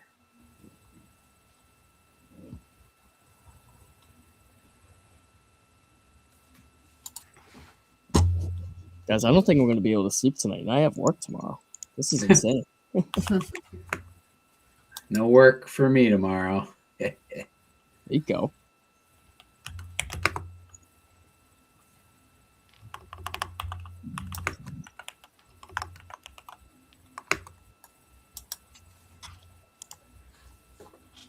Into the Final Frontier by Bernard McNamara. Okay, so I had to look up Mir space station. That Russian space station, when it was deorbited, was March 23rd, 2001. Is when they took that thing down. Wow. Yep, and it just crumbled into the atmosphere and burned up. 15 years old. 15 years it was up there for. I do also want to say, guys, I crossed 700 followers on my Astronomy APA. Yeah! I recently crossed 400. Hey, we're getting somewhere, you know. That's awesome. We all start somewhere, you know. That's the main thing. You're getting them quick too, Andrew. That was like what, like a day ago when you were like, oh, like I hope to increase. It was at like 670, and you were like, I hope to cross like 700. That's like a pretty big growth. This is Mission Control Houston. Once again, you're watching the initiation of the recovery of the Artemis crew aboard Integrity. All of the Navy divers and the fast boats are now approaching the spacecraft after conducting a hazard assessment. The vehicle has been powered down. Entry Flight Director Rick Hentling now waiting for the life raft, the front porch, to be erected along the side of the vehicle so that the hatch can be opened and the crew members extracted from Integrity, soon to be hoisted one by one. As a crew member, this would be a very tedious part. I'd be like, all right, let's get out. Like, I'm ready. Mm-hmm. This part of just floating in the ocean for like 30, 40 minutes. I'm like, received a more official mission is time also for them, though. That's the main thing. Splashdown time, as it were, of 7:07 and 27 seconds p.m. Yeah. Central Time, 5:07 and 27 that first breath of just like time.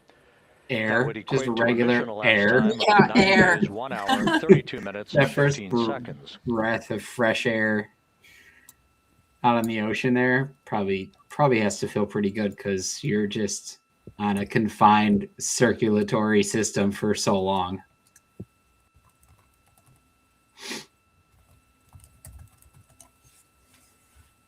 Come on, I want to see our astronauts. You kidding me? Come on. Yeah, it's funny. I thought the time frame from like splashdown, I was like, oh, an hour. We got like, 50 minutes ago. I'm like, oh, this part definitely feels like it's taking forever. But yeah, I know there's a lot of steps and procedures they have to do before they can pop that thing open, but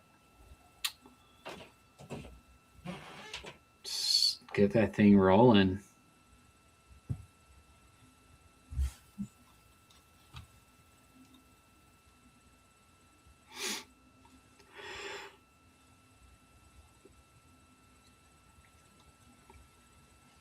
Yeah, it's been now almost 40 minutes since splashdown. Yeah, what was it? It was like 6 or something like that. Well, I'm gonna have some chips in the meantime. I'll mute it so it's not crunching in the microphone.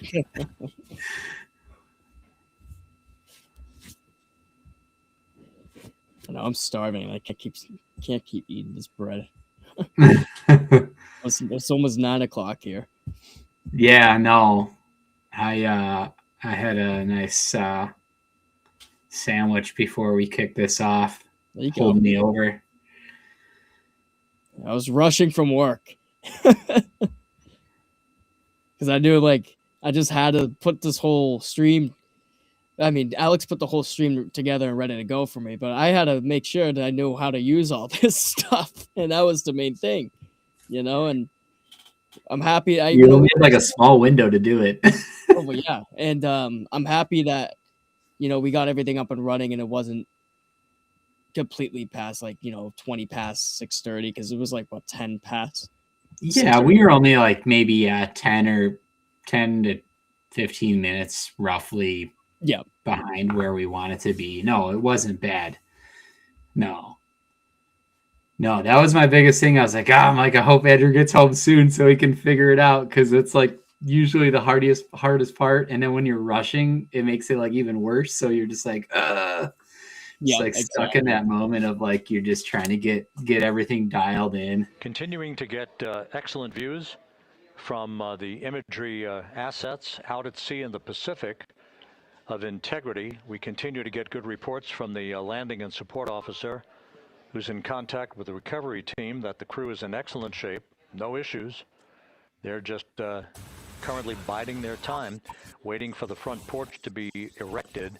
We have no hazardous hazard gases and no hazardous situation with the vehicle. It performed perfectly all the way down from entry interface to its splashdown in the Pacific at 7:07 and 27 seconds p.m. Central Time.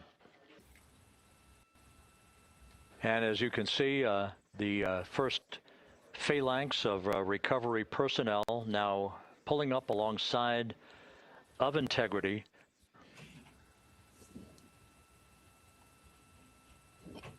Look at that, huh? This includes Navy divers, Navy flight surgeons. Yeah, get that front porch going already. Recovery personnel who have trained for several years for this recovery process.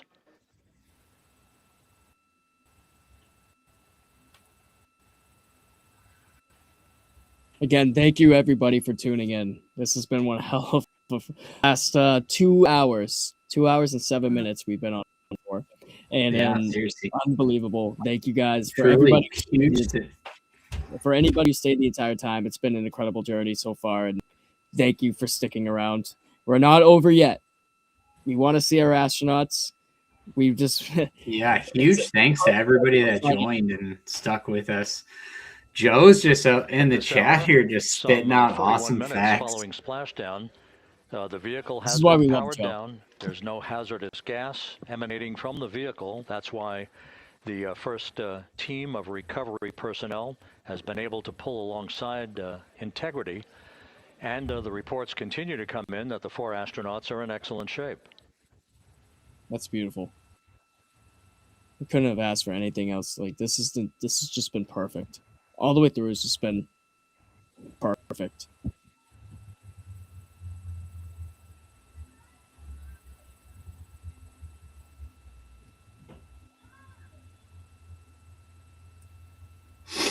Hey, Matt, is this your first live podcast, like your first podcast ever?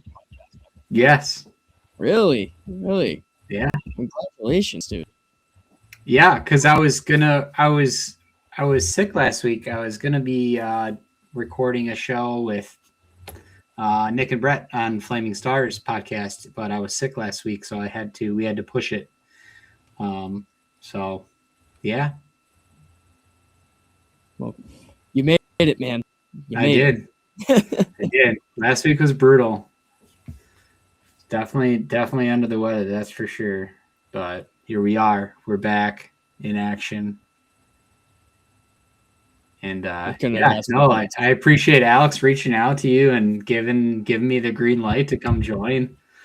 I was like, yeah, sure.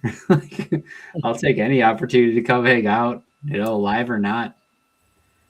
It's always fun to watch this stuff with other people who enjoy it. Oh, without a doubt. Yeah. This is what it's about. And we've talked about, building up our community and, potentially maybe doing something with all this stuff. And yeah, this is the perfect representation, it can be all about, the stars in the sky, but it's also about humanity. And this is like everything that you do is just humanity. Yeah. It all bridges together. This is Mission Control Houston, continuing to watch the it's dope because good to see you guys in literally like 2 months from today.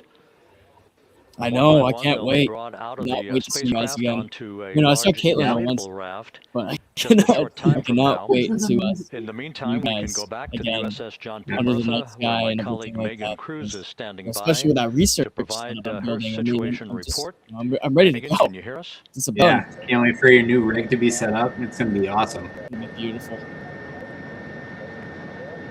Hey, Rob. Yes, I can hear you. Thank you. Yeah, we're back here on the bow. Joe says, I teach and know things. There are still plenty of people. Oh, yeah. Peering out into the water. We are not very far from the action. Known Joe for a very long time. The Orion spacecraft, Integrity, in the ocean, surrounded by a number of recovery boats.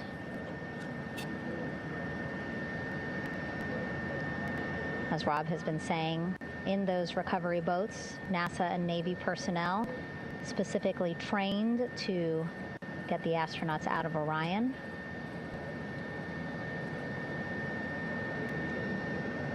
This is incredible.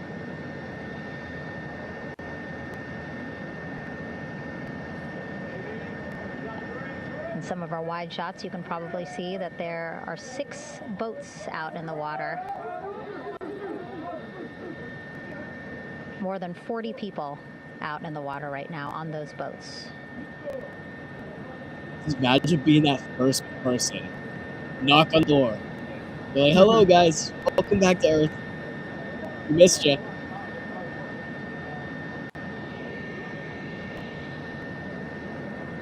Sure, it gives everybody a laugh, but at the end of the day, I'm sure the crew is very happy to be home and they're ready to see their families. And I really want this crew. They're going to be remembered for all. That's damn sure. But for me as a fan, for all of us, I want this crew to go on do what Neil deGrasse Tyson does. First order of business. Go on these talks, go on the tour. I would go to the front porch. There's such an inspiration. Yeah, I want them Hunger Games style press tour in every district. I need more of them. I love them. I swear, I want did you see they did kind of a sitcom-y kind of They did, yeah. Yes. Full House. It was so great. Awesome. I need a whole series. I need 10 seasons. I need the full 10-season series. Just I'm gonna miss just hopping on YouTube and watching the live feed. And seriously. Again, we splashed down in the Pacific Ocean just after 5 p.m. Pacific time here. Grey's Anatomy, what? To be able to get the crew out of Orion. This will just have to wait till 2027. Splashdown. And then that's not even the moon. I really wish Artemis 3 they really stayed on track. No with rush it, either.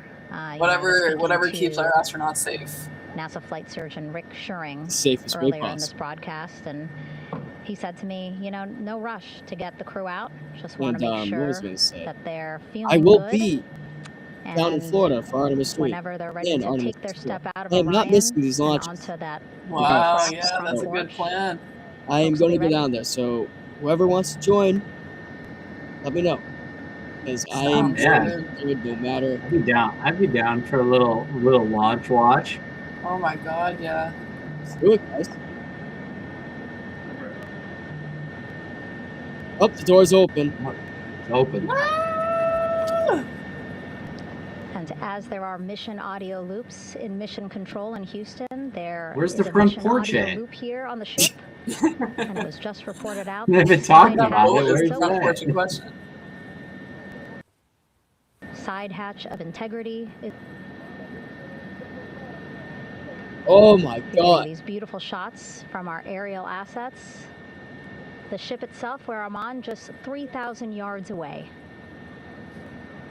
Hey guys. Oh wow, that ship really covered some Plenty of ground people on the while boat we were here. hanging out, because they Glued were to the originally side, like what, 5 closest miles to where out. They can see all this action, and again, with just 3,000 yards Actually, separating on us, those airboats great right there, views that's just from the bow DoorDash. here. Delivering the food. You can see now that side hatch is open. One of the Navy personnel is about to get inside there.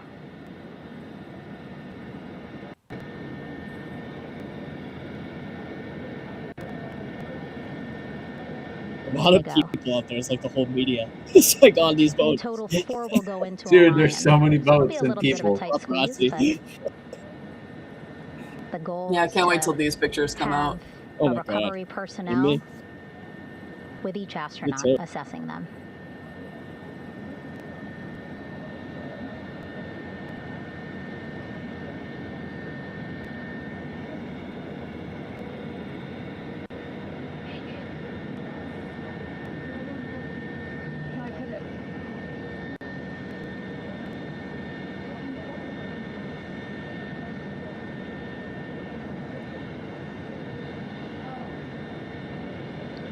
Boats getting closer now. Again, that They're, like, one that's right surrounding up it against now. Orion, those are the divers that will go in to the spacecraft to check on each of the astronauts. These other boats will begin doing a number of things, putting on that stabilization collar onto Orion, building that front porch. Eventually, they will retrieve the parachutes, as well as tow Orion back to the well deck of the recovery ship here.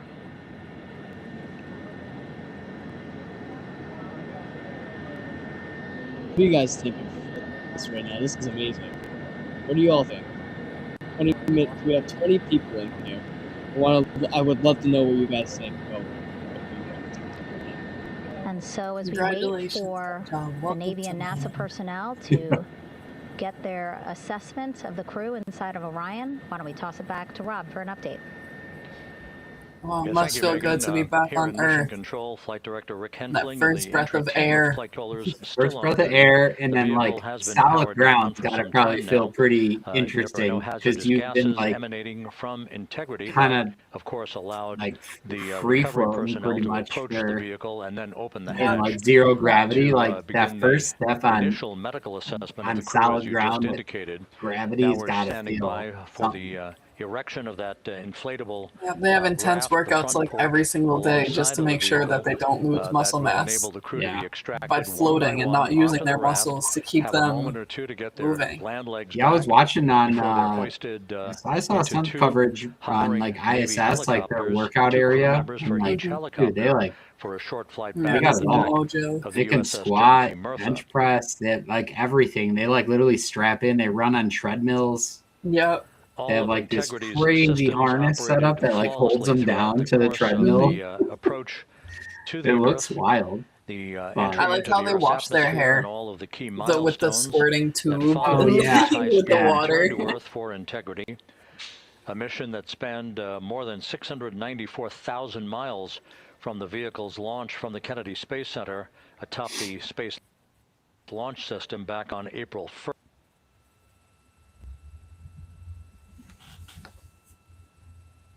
Oh, this is so good. I just like am so excited to be a part of like a new wave of excitement for space travel and just like astronomy in general. Yeah. Yeah, this is so awesome that we're underway with this program. Mm-hmm. I gotta buy some Artemis swag now.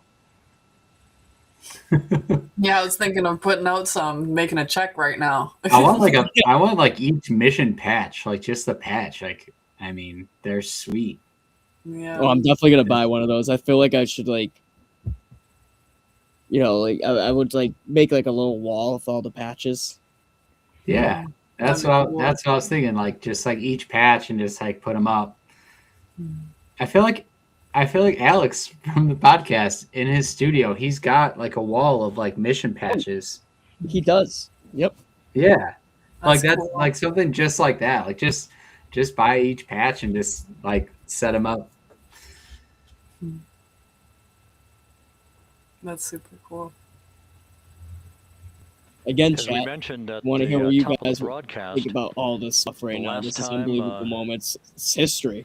that So the definitely let us know in Apollo the comments what you program saw a think. splashdown It in the is Pacific with crazy Apollo how 17 back it is on a December huge part of 19th, history. 1972. Like all over again. So for the first time in 53 and a half years, we have reenacted that with the arrival of Integrity's astronauts as they flew around the moon in that historic lunar flyby that began many with people a are in here trans-lunar still? injection Anybody? burn that took them 21 out of Earth orbit following Really? 24 hours of a high Earth orbit Plus, trajectory.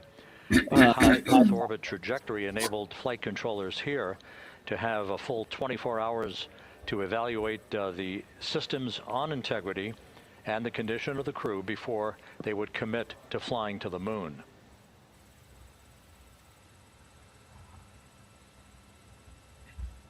Oh, is that front porch? They're about to inflate it? Something. Come on.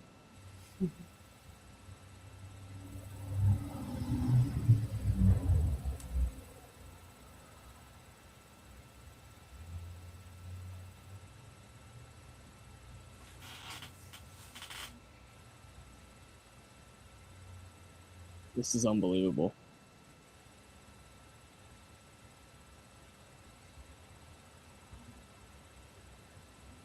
Mushroom. The little mushroom. Mm-hmm.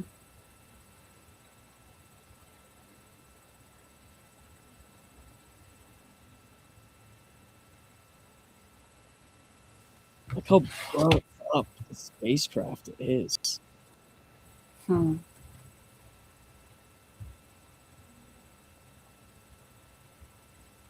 It's a piece of history. I want them to reuse this capsule. I want them to like hang it up somewhere. Do they reuse these? What do they replate them or? Yeah, so on Artemis and all this stuff, reusability is key in getting. Well, yeah, no, for sure. That's a huge cost. That's a huge cost, like factor in all the missions. And that's why I think, from my understanding, like the lunar landers are going to stay up, and they're going to be able to. They have like a docking system up there. That is, I did see that. Yeah. So like eventually we'll just launch up, and then we'll just pick up a lunar lander and go, like kind of deal. Which is kind of just incredible with all that technology. It's so efficient, right? And then if all the data comes back, so obviously this mission's over. Like this was a huge success, this mission, and it was a breathtaking ride. But at the end of the day, now what Jared Asmus said about 40 minutes ago is like, now you got to tow the thing back. Now is when the real science starts with this thing. You got to figure out if this thing sustained any damage, significant damage.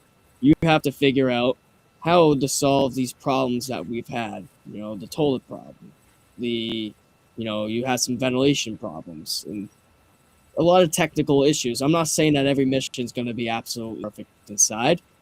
Isn't the toilet still up there?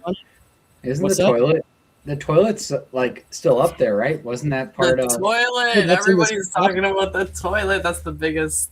It's actually That's what they should have brought back down. They should have brought the whole thing back down so we could look at that toilet. Yeah. Wasn't it in this capsule or was it in the? No, I don't think the toilet's in here. I think it was in. I don't think it's in the capsule.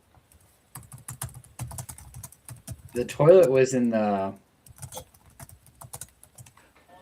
Caleb, you looking at that? Side hatch of Yep, I'm on Orion it. having been opened to set the stage for the erection of the inflatable life Nice, raft, what a view. known as the front porch, Oh, to be erected alongside the spacecraft for the extraction of the crew. Let's play for you an interview that my colleague Megan Cruz conducted on the USS John P. Murtha with Navy diver First Class David McMahon that explains how this process is unfolding. Yeah, I think it's in the You cabin. and some of your team, one last look over of the stabilization collar, correct? Yes, ma'am. Okay, so what is You- the stabilization collar? This is what's It's going in to the stabilize capsule? the capsule out there in the ocean. We don't know how. Guys, the I will weather be or right the winds will back. be That day, so this will I'll all be right back. I'm not gonna prevent touch any anything so the feed doesn't lag out. unnecessary So I'm just occurrences gonna leave from my happening. audio. Letting the capsule and the astronauts inside. So basically, this is a float that will go Yeah, around they're saying that Orion. it's I'm in the assuming that capsule. what they're doing Let me right now, see. these But are that the doesn't make lines too that will much sense. attach the collar onto Orion. That is No, correct. I gotta I start gotta this. see what are like they an doing So X-ray. we've got the lower line that will secure the inflation device before we inflate it. That gives us the go-ahead that it's secure in its space, and then we'll inflate it. And then once that is done, we'll undo all the carabiners and get this orange line on top tied in the same fashion.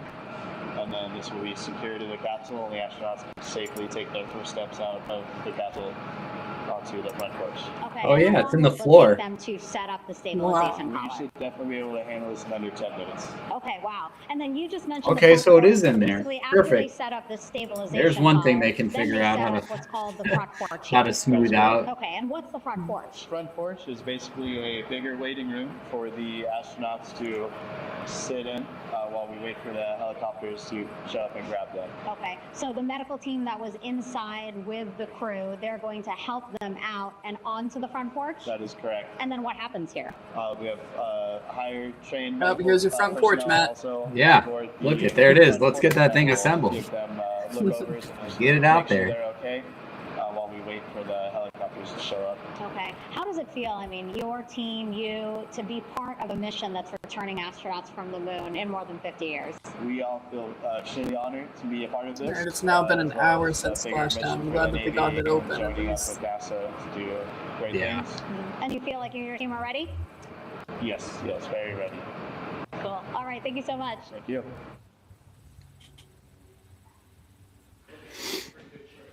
Once again, the recovery operations are continuing out in the Pacific. We shortly should see that life raft, the front porch, erected alongside the side hatch of the vehicle.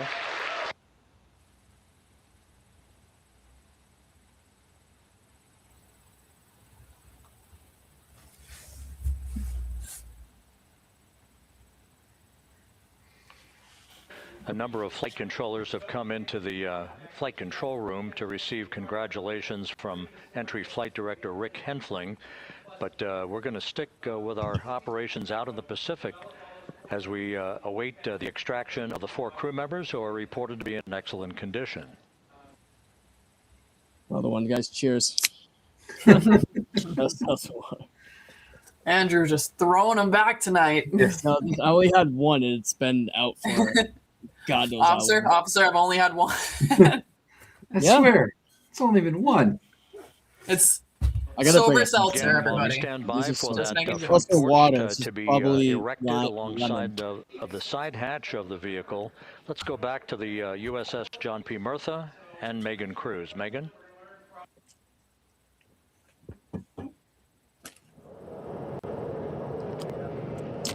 Hey, Rob.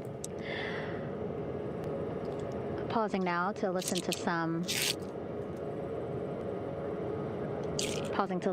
internal audio loops again. The operations team here on the ship communicating with everyone out on the water. It seems like currents are hindering them a little bit from unfurling and inflating the stabilization collar as well as the front porch.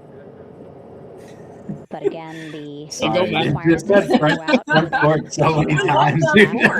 plenty of time. So so no concerns just yet. Oh, shit. But as calm as the water looks, yeah, it looks like it's hindering the teams just a tad.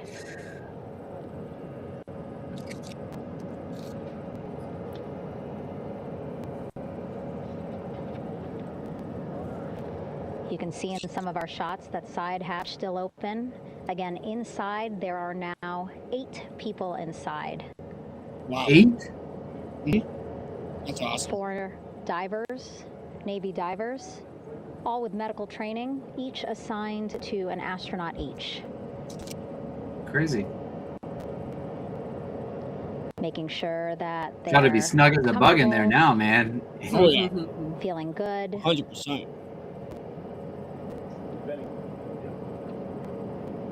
As you've heard us say in the broadcast, you know, they expect a little bit of discomfort. Again, these astronauts just traveled back to Earth at 25,000 miles an hour, a nearly 695,000-mile journey around the moon. If you think you get carsick. So weird. Good to see my buddy Nick still hanging out, waiting Still for me chat? out. Awesome, yeah. Again, 6 Nice. boats out there. Lots of Yeah, gear we got with some them, real loyal viewers just here. in case, right? Thank you Yeah. to everyone for As we sticking said, with the us. crew through this reported I know. long I think we breaks. might be a hair But about all behind those folks out there, in from case what they I've weren't, seen right? on NASA is all about making phone, sure but we think about every it situation that is can what it happen. is. And so, of course, wanted But to if be he's ready stuck in here case with any of our us, astronauts then needed hey, more medical attention. you know, you're while on out there time in the with us. water.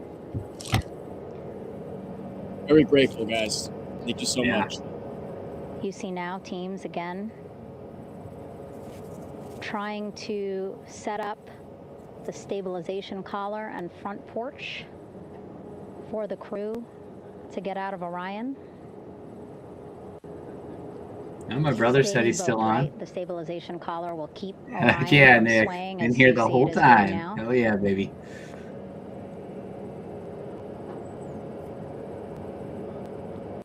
And then they will connect to the front Thank you, porch Alex, for to giving the us the opportunity. stabilization collar, Without him, this wouldn't have been possible. so that the crew can take 2 steps and they will be Big in shout the out, front Alex. porch. Today in Space Podcast.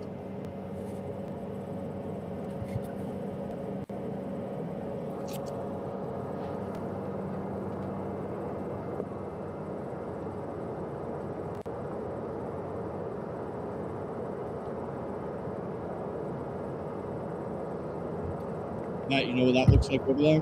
That looks like the porch. And I'll chatter on the mission audio. Dude, it looks like they're about to. Oh, there it is. They're about to unfold it. pretty nominally. Be chilling Show on the me the front porch. porch here. Show me the porch. Out there on the Pacific Hey, you Ocean. know, chilling on the front porch, couple beers, you know.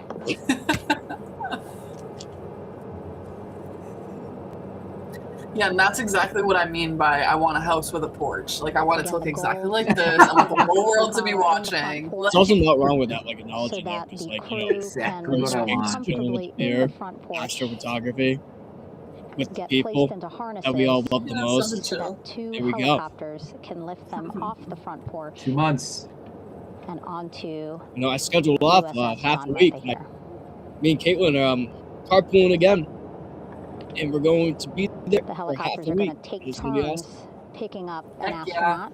And I got the vlog again, all Hilo put 1 together and and Hilo recorded 2. from last time. I just finally did the whole narration and everything. Yeah. So I'm going to be posting that on YouTube as an announcement for our next one. I've And been I'll hearing make about sure to send this. that over to you. You're definitely in a few clips, Matt. It's sweet. I've been hearing all about this vlog Okay. for way too And long. recovery team here Ever. on the Forever. Telling I us. out of a swear. clip from Andrew's been telling me undersea about it medical for like a officer couple months, and who I'm is like, yo, inside where the is it? capsule with the Yeah, I crew. mean, it's been since what, He is September? reporting Like, all Yeah. so Yep. yeah, I have it all Green. done. All of I'll our have it 4 all posted up astronauts, on Reed, Victor, YouTube when the Christina, Artemis Jeremy, content green, blows over. meaning they're I just feeling like how good. low Hey key you guys, guys were still about stay it. interested in space. We're They going are back feeling great, very soon. happy to be home. I just and like how ready to low be key it was. I extracted didn't even know as anything soon as about possible. some vlog, so it's probably awesome. Yeah, it was just kind of me recording like And so, just as what do I they was call it, saying, like we have 2 B-roll footage or whatever, just like the whole time, just like regular like clips and everything. And the video, that's what took me so long, was like sitting in front of a camera and like recording myself with the setup and like doing the whole thing and like putting it all together. And then it just took so much editing because I had so much content in it, and I'm so new to all of this. Editing takes a long time. Oh yeah, my first video, I just wanted to do a simple explanation proof of like some math stuff, and it took me like 3 weeks. I thought it was going to take me like a day and a half, and it took me like 3 weeks. So I've been trying to kind of like get that up off the ground and get a good routine on that. And it makes me realize most of these people that have like pages like that, like the Vsauce and the Veritasiums of the world, they have one person just for the visuals, that like one person just for the script. They have like this whole team of people working and like directing and shooting, and like, you know, they just kind of have to be the talent, you know what I mean? They don't have to be the one reaching out to brands for sponsorships and like those kind of things. They have management to do that. So doing everything on my own and figuring it out as I go. So that's been the slow molasses of it all, was just kind of getting this career off the ground without having any experience in it. Yes, whatever Perry said, yes, I want to see them. Exactly. Yes, I want to see them come out. I want to see 8 people crawl onto this front porch in like the next 5. I'm gonna bring this up to you all the time now. Whenever I see porch party. Beautiful shots from our. It's like is that like the inside jokes of this time? This is like the Bob's Knobs of this stream. Dude. You guys, Bob's Knobs is an astronomy toolkit. Clouds have dissipated for a clear view from the. Needless to say, also the name of our group chat, yeah. Needless to say, our group chat is called Bob's Knobs. That's hilarious. It is awesome. The 3 of us are all in this I wonder if he had chat. himself a little chuckle when he like named his company that, or if you, you know. Oh my god, dude, it was too funny. I remember those that moment that we just kept saying it was Bob's Knobs. You can still see divers like in the water Cherry there. Springs, it was so random too. They're like, hey, you know what happened on my telescope? Bob's Encircling Bob's Knobs. That is that stabilization collar we've been telling you about. Actually, I forgot I said that one day. I was like, you guys are just a bunch of As knobs. you saw in that interview just a few minutes ago. Somebody said something and I like fired back with that instantly, and I think I was like literally laughing so hard I was in tears for like 10 minutes. Because especially when like the like 2 nights of no sleep exhaustion kicks in, and Yeah, like seriously. we're just all just chugging along, and like, we haven't heard the name Knobs in like a good 5 minutes, and then it comes up again. Oh my god, it killed me every time. That is something I am definitely working on trying to figure out for upcoming Cherry Springs is About an hour and like 10 a minutes. reflective like dark cover Splashdown for on my the tent, situation or here. just a different tent that's like a reflective dark tent. So like, because it's so hard, like once the sun comes up, you're just like roasting in your tent. It's just so hard to sleep. Like the sun comes up and you're just like, oh, like it's bright, and then your tent starts heating up, and it's just like. So hopefully I can find something. You're sweating through the first like 3 layers. Yeah, it's just rough. I was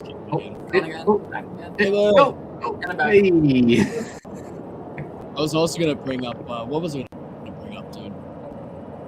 Were you And if you missed what we said just a couple were of you minutes up ago, that Friday night the undersea medical when officer yeah, I think it was inside me, you, and Thorne. We went around the crew field. in It Orion was like 3 o'clock in the morning. reporting So I all like 4 crew members. That night vision scope? yeah. Oh yeah. So you were up. Remember that weird Yeah. sound we kept hearing in the field? Yes. That was so. Yes, I do. Oh we're god. Progress Other being made people, there we on the heard like the stabilization weirdest collar. sounds Looks in like the they are field. We beginning couldn't to stop inflate laughing. it. It's like 3:30. Dude, we were dying. Not only we were exhausted, but we were just like, this is too good to go to sleep. But yeah, there was something weird going on somewhere out in the In order to get field that into the water here shortly. from a camper of sorts. There's something interesting happening. I don't know. Well, even the guy next to us was a snore fest. Oh my god. There was like a freaking tractor trailer driving by every inhale. Wait, who? 40 people out. I don't know. It wasn't someone that hung out with us. It was one of the guys that was already there. He definitely like came by and said hi a good few times. He's right on that corner. But I Like an remember older guy, right? Yep. Much older Yeah. And he like definitely checked out early in the night too, because he probably had like all his equipment just like running all night, and then just. I think Andrew remembers. Remember, I got yelled at like night one about my red light. Oh my god! Yeah. Two old guys like were so mad about my red light, but then we like taped it so it was like a narrower. I mean, it was turned down all the way.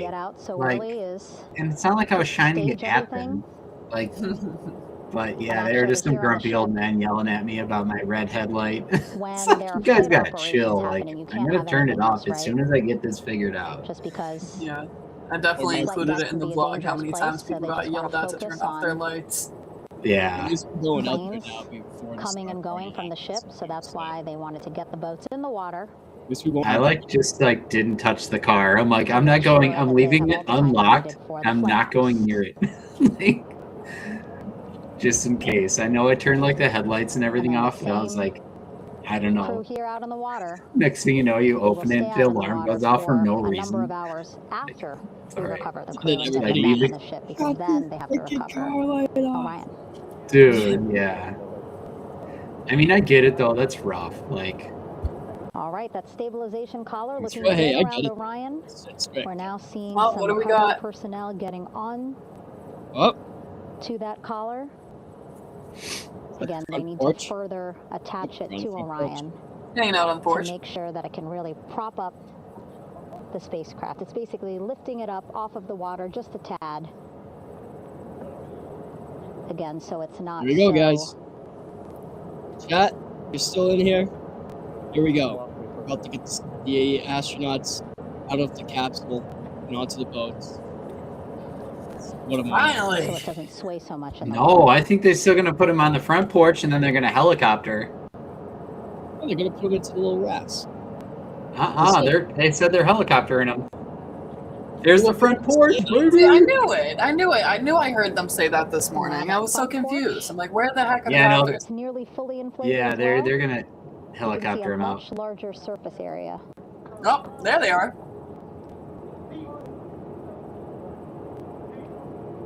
Yeah, they said two crew members per helicopter. So So once the crew get out of Orion, they're going to be coming out here any on minute. this front porch, get some fresh air. Fresh air on that front porch. I was supposed to say That's what you said.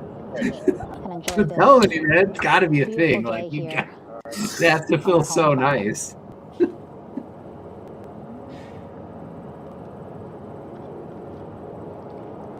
There's like nobody here. It's just us now. We got some real loyal people sticking around for this. Thank you guys. To the stabilization 11 collar. people in the chat. We've had a good amount of views, though. And at that point, when both are secure, we should soon see astronauts Oh, that's too dark. That's all right. come out of Orion. I wonder if Joe's still in the chat. Can you see who's here? No. Yeah. Actually, I don't want to miss anything because my thing's still lagging.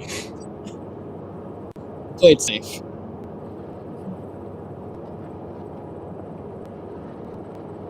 Oh, 13 viewers. Look at that, guys. We're going up. Alex said he might join if he has time. All these views you see also That'd be awesome. At the wedding. to the landing force. Welcome everybody home. Operations. Oh Center yeah, here on the Joe. We ship. figured Joe was still here. He's got to be. He's been our fact guy all night. Of course, it's Oh, also yeah. important for our recovery teams leading the mission to have all the views that you're seeing as well. I will say I'm getting hungry again, even though I listening to probably their shouldn't be. But communication loop. Grab a oh snack. yes, that was like Grab another like snack. 4 Yeah, I'm on like Uber Yo, Eats. he tossed me some of that bread. Yeah. Things are going pretty nice, Tossed me a slice right through the screen. meaning as expected. We just got to smell some water and like good fish or something. real champions like guys.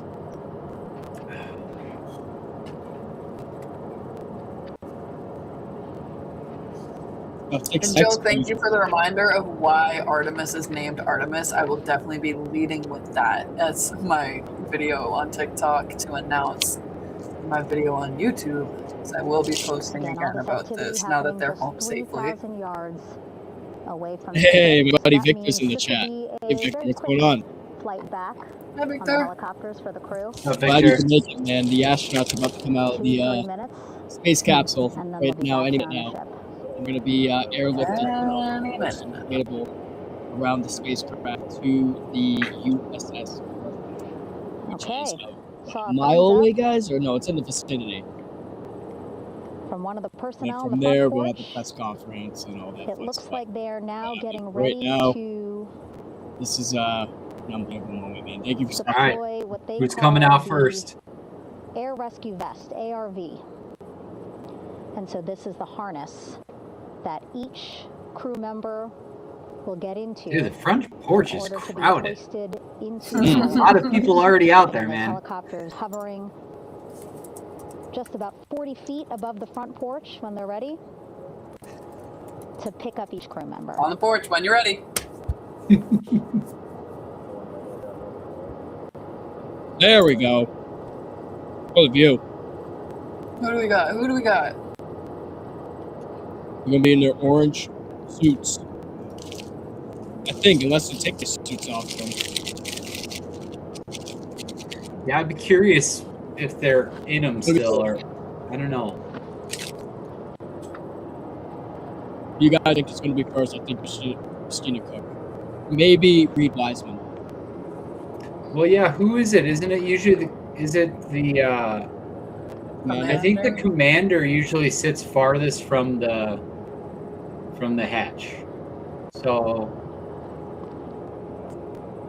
it's, yeah, I don't know who. I think there's an order to the seating for sure. Somebody probably knows. I bet Joe knows. Hey Joe, is there an order to the seating? I believe there is, but actually, I think that might just go like, pilot commander next to each other, or pilot below the commander. I don't know how the configuration usually works. This is Mission Control Houston. Behind me, a fairly raucous scene as hundreds of flight controllers have poured into the flight control room here. This is reminiscent of the scene after the final shuttle mission of STS-135, although commander and pilot are positioned on the left, and the mission specialists are on the right. Splashdown of integrity and its 4 Where's the hatch? So the hatch, I like looking at it right now, I see the hatch. I don't know if this is right or left. Entry Flight Director Rick Henfling invited all of these flight controllers who have contributed to this mission to enter the flight control room to have an opportunity to receive well wishes and to it's really quite confusing. I don't know how they that exists. Yeah, I don't know the orientation of the capsule, or like where they are to the door. On the front screen here in Mission Control, a sign that says "Welcome Home Integrity," taking humanity back to the moon, going further, and returning safely to Earth. So nice, there's a lot of shot mission. Part of the yeah, I wanted to see how many people are in there. I love seeing them all cheer. Crew being extracted from the vehicle to be hoisted onto Navy helicopters for the trip back to the USS John P. Murtha. My guys, I want to work for them so bad. Just like to be in that room and like knowing that like you just did the impossible. You know, like a lot of people doubted you, doubted everybody, NASA as a team, and all that stuff. But I mean, they're revived, they're back, and this is like, it's sad to think though that like a lot of people have not paid attention to this, as or, you know, I mean, or the media did not cover it well. There's people like us that make the big difference. You know, like what we've been doing for the last 3 hours, and you know, getting the Today in Space community involved. Just anybody can just hop on and watch us have a good time, and watching our crew come home. Once again, here in Mission Control, this view of the Artemis There flight it is. control room. Look at Dude, that. it's a packed house now. Control room. This is the old shuttle flight control room, and now is the home of Artemis missions to the moon and beyond. Once again, quite a few flight controllers were invited in by entry flight director Rick Henfling to share in the jubilation following the successful That's probably should have brought up earlier. Anybody that is still following, don't forget to like and subscribe to Today in Space Pod. Big shout out Today in Space. Give us a like, give us a subscribe or a follow. For a short flight back Help Alex to the out. USS John P. Murtha. Well, as I was saying too, Splashdown occurred at 7:07 and 27 seconds p.m. Central Time. I had an opportunity to talk to the head of flight dynamics, Jeff Birch, a moment or two ago. He said the trajectory of integrity coming through the Earth's atmosphere was so precise, they've never seen anything line up on a ground track like today's entry by integrity for its splashdown southwest of San Diego. That's beautiful. And as going back to what I was saying, it's more of just it's sad that the media didn't cover this as much. It's sad that a lot of people weren't paying attention to it. But as the mission went on, it started gaining more traction. A lot of people started paying more attention. A lot of people were like, "Wow, we're actually back at the moon." And the initial, you can hear it. Is that it? Yeah, I see the orange. There's the first one. Who is it? Switch the camera. Switch the camera. Yeah, there's a huge glare from the sun. This one. We are just a second behind NASA. I'm watching them too. They go around. It's good. Out of integrity. Wow, who do we got? Who do we got? Looks like maybe Victor Glover.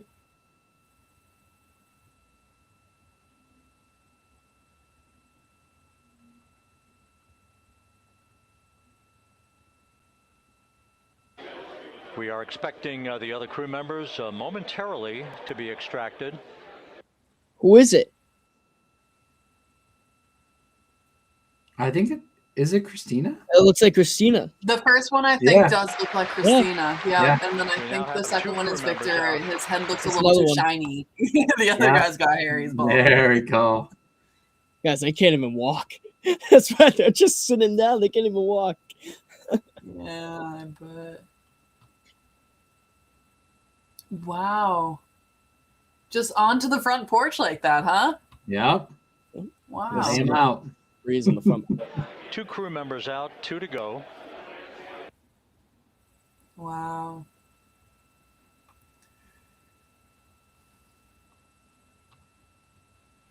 It must be a pretty view though with the sunset over the water.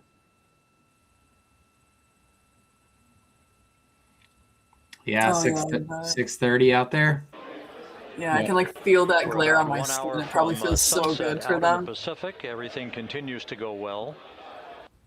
Integrity's systems function perfectly during its entry back to Earth. Unbelievable. Oh, this is and Reed Wiseman, the commander who will be last out of the vehicle, reported that all the crew members were feeling very well. That's good.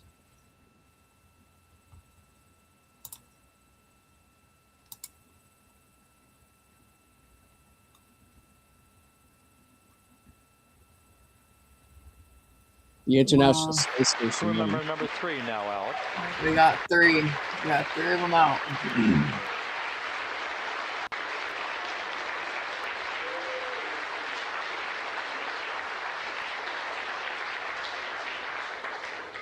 I was going to say the International And now Space standing by for the commander, Reed Wiseman, who will be last out of his ship. Reentry phase. Yeah, Commander Reed Wiseman. So he's the last one. So he is the farthest from the hatch.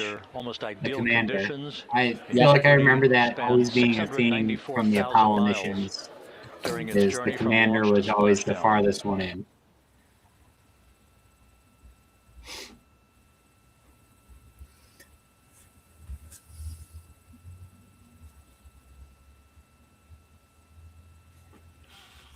They are home officially. Now we can stop holding our breath. That was a very long wait in between.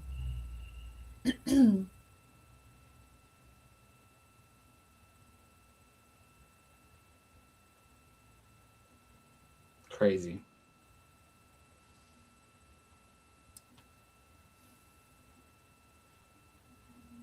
All right, what do we got? We need one more. And we now have Reed Wiseman out of the vehicle. All four crew There we members go. now All out of four. integrity. Everybody's welcome home, everybody. Woo! That's awesome. Oh my god.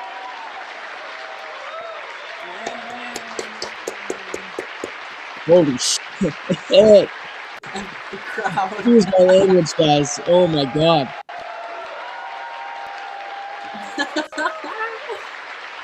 I can't wait till that comes out, that reaction footage. Oh, that's so good.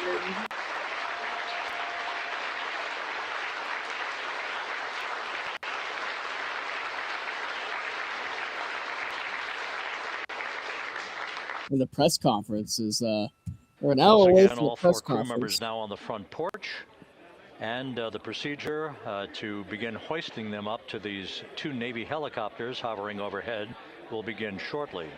Oh, what just splat? Oh, somebody jump in the water or something? Yeah, it's just the divers. Oh, they're home. We need a better camera. Finally. Oh, that's so good. This is amazing. Job well done. NASA, unbelievable. What a journey it's been. And for everybody that has followed along, this has been just an incredible journey. And it's something that we're definitely going to remember for the rest of our lives. And that's for damn sure. Yep. Well, also, let's make sure that their legacy never dies. That's one thing. What they did, they're heroes.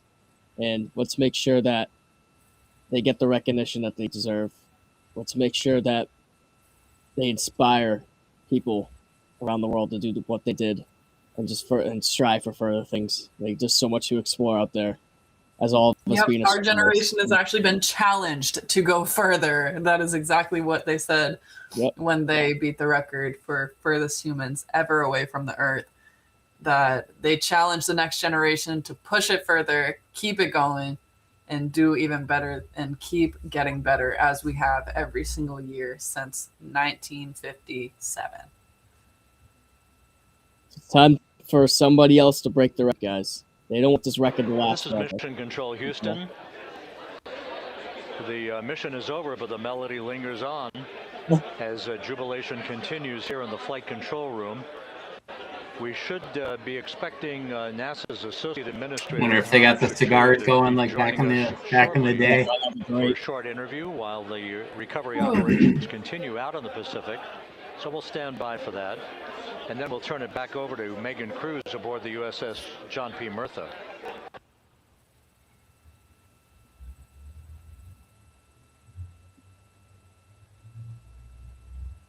I gotta play like the closing theme of Dora. We did it! We did it! We did it! Yeah!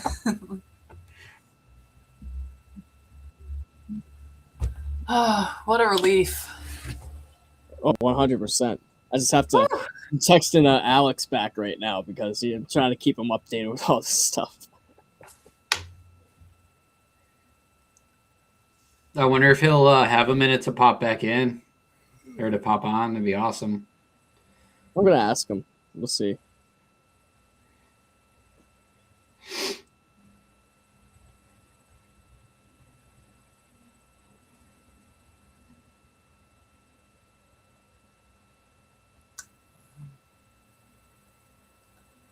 Oh, I'm going to sleep good tonight. I don't think I'm going to be able to sleep because I'm hopping right on social media after this and spamming my freaking Instagram story like it's nothing. Yeah. Caitlin, you got to use Instagram more. That's where it's at. Ugh. For just stuff. Ugh. It's terrifying over there. I already get bullied enough on TikTok. Terrifying. Yeah, not in the astrophotography community. Listen. You gotta make your algorithm go like this. See all this stuff? Where's my camera? See all Just that? all space. Astronomy, Artemis, Astronomy. Yeah. See, my feed is all like rainbow text background, like brain rot memes that aren't really funny, but I find them hilarious. Yeah, Instagram is like a no man's land for my phone. If I'm gonna be honest, I'm all active on TikTok. I'm just getting into YouTube. That's about as meta as you can get out of me for now. I'm on YouTube. I put my hands up. I went on YouTube. Descent back into the Earth's atmosphere. Once one of us gets 100,000 its four crew followers, members in good shape. Wow. Simply She already has enjoying their 100,000 time followers. right now on the front porch, as it were, the inflatable. I mean, raft there's alongside Instagram of pages their that have Integrity like spacecraft. posted my content, so We're technically I'm expecting on Ahmed Instagram. Shatria, the NASA Associate Administrator, to join us here momentarily for a brief interview before we turn it back over to Megan Cruz aboard the USS John P. Murtha, the recovery ship. Thorn at Neef though with Starpoint Australia, so cool. I saw that. Yeah. And thank God it's Neef weekend because because I'm investing in that new camera and now they have the sale for the new camera. So instead of paying $2,000, they brought it down to 17. For the 2600 mm. Yeah. Yeah. So, because like I said, with that setup, Caitlin actually saw it the other day. I brought it up to the observatory on Wednesday, and Thing's a cannon. Oh my god, it's like all high tech, freaking carbon. So, excuse me. That's going to be a fun scope. It really is. It's going to be a fun setup. I'm just excited for this one behind me because this is also going to be a pretty sick setup. So. The Red Cat, is that the Red Cat 51? And you have the 533 MC, right? It's Red Cat 61. 61, okay. It's a 61 with a 533 color. There you go. Yeah. Same camera as mine. I just have the 51 Red Cat. Remember I bought that on Cherry Springs. So random. You just like out of nowhere. I was like, what? You just scored a Red Cat 51 for how much? I was like, damn. I was like, he got anything more? I bought a deal for the old helical focuser one. I mean, it's still a great scope. If you don't mind that style focuser. Oh yeah, I could just get it swapped out. I know I need a couple 3D printed pieces, and you know who does 3D printing? Alex. Yes, he does. So, yep. So I mean, I'm gonna talk to him, and I'm gonna see what I can. I got a buddy that does 3D printing too, because I think I'm gonna actually have him make me something. We're about an hour and 34 minutes since the textbook splashdown of integrity in the Pacific to bring home our astronauts. And with us, time is dwindling, but we'll see. Shatria, the NASA Associate Administrator. Ahmed, a little bit of history made tonight, a little bit of history made over the past few weeks. Well, just a little bit. Yeah, furthest humans have ever gone away from space ever and come home successfully on top of that. Wow. Yeah, just a little bit. With jubilant, you know, folks on the first black man to the moon, first woman to the moon. Just a little bit of history today. Here, part of it. Yeah, we've hit our 3-hour mark. Our crew get extracted from the vehicle. 3 hours worth of this history. Is always about these teams. Great. The team that's in the water right now, pulling the crew out. The team here in Houston. Nick. That worked over the last 10 days, no sleep to get this done. Over an S30? You know, we still have some work to do to get the crew to the med bay here. Should have got that S30 Pro. Yeah, the S30, and then hopefully that won't be too long. You know, yeah, S30 then 3D. 3D printers are fun. There's no doubt about it. Murtha, which they're just an incredible group of sailors. I was It's a able to good visit with time. them a couple weeks ago, and then if you pull it all over an back S30. to the workers and the folks that joined the rocket at Michoud that made the heat shield. I would love an S30. They're just a cool little fun bring around the vehicle in Denver, rig. It fired the engines instead. Throw that thing in a backpack to go on an airplane. Like, dude, you just coming together and being tested by the environment that this machine went through, and they did it right. The work was on the good. list. They did it right. That's what I like to hear, man. You've said in a number of briefings, of course, and in other forums that this is just the first step. Cadence has to step up, as the administrator has indicated. Now, it's a little early for the full report card on how Integrity did, but did this mission ultimately, from your eyes' view, exceed expectations? It absolutely did. I mean, I was waiting to talk about this until we're in the water, and I think we still have, again, work to do to bring it in, and and really kind of go through it bolt by bolt and see what we learned. But I mean, so far, given what we learned during the mission and given how we performed on ascent, on entry, I always think about okay, so they're just floating on the porch now? Worry about the most, and every time we put these machines through these I think this is where they get picked up off the. Yeah, I was gonna say it's not really a porch anymore; it's a raft. Step tonight to get us on the path towards the surface. I think the path to the surface is open now.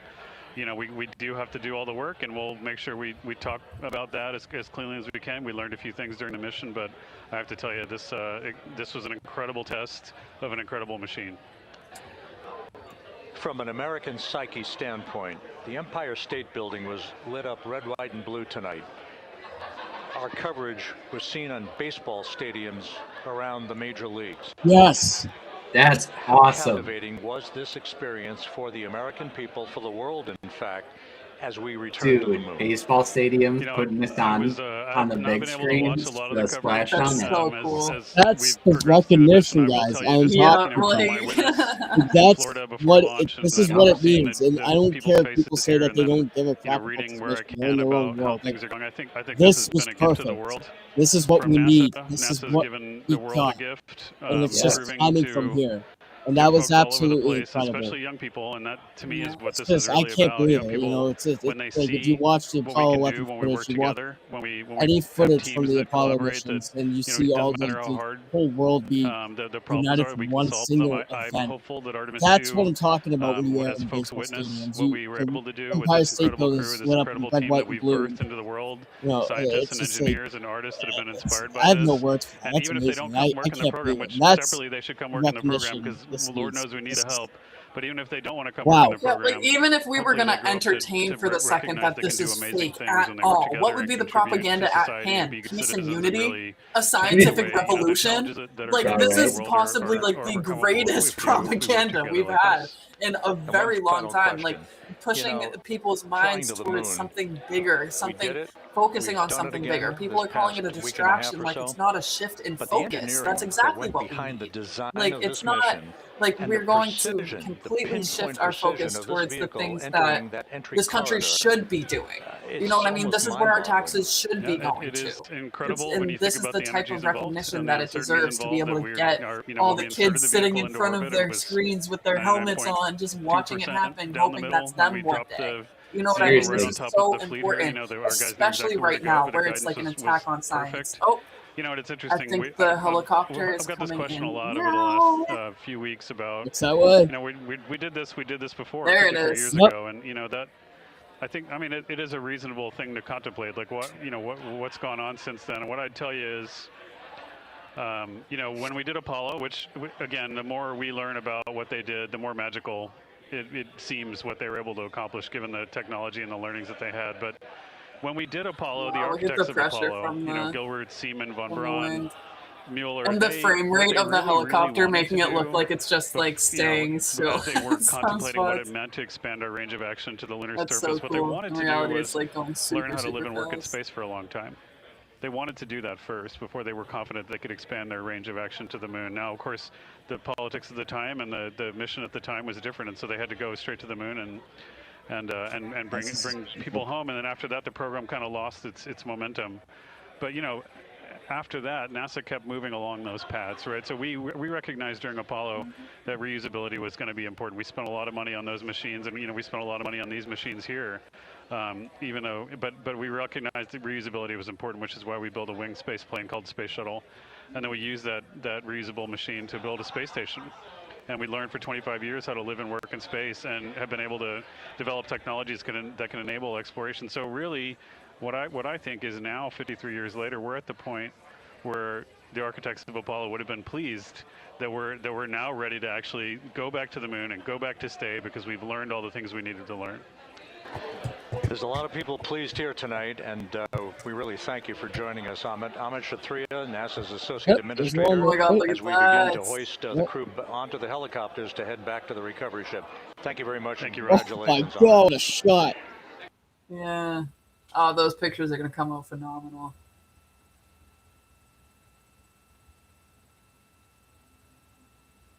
I love the level of journalism going into this, and the thoroughness of record that they've been able to keep and publish about this. Wow. I couldn't have. This is Mission Control Houston, with the crew members now beginning to be hoisted aboard the Navy helicopters. Let's go to Megan Cruz aboard the USS John P. Murtha, who will take it from here.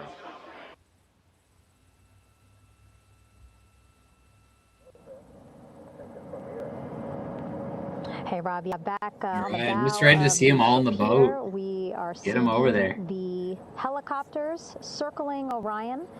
The first one there, having just completed picking up the first astronaut. This is absolutely. Kilo 2 now, hovering just 40 feet above the front porch, lowering a recovery specialist out of the helicopter. That person will touch down in the front porch just there.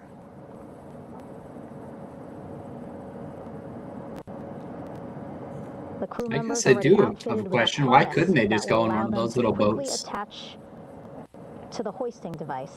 Make it go faster. Yes, with the process.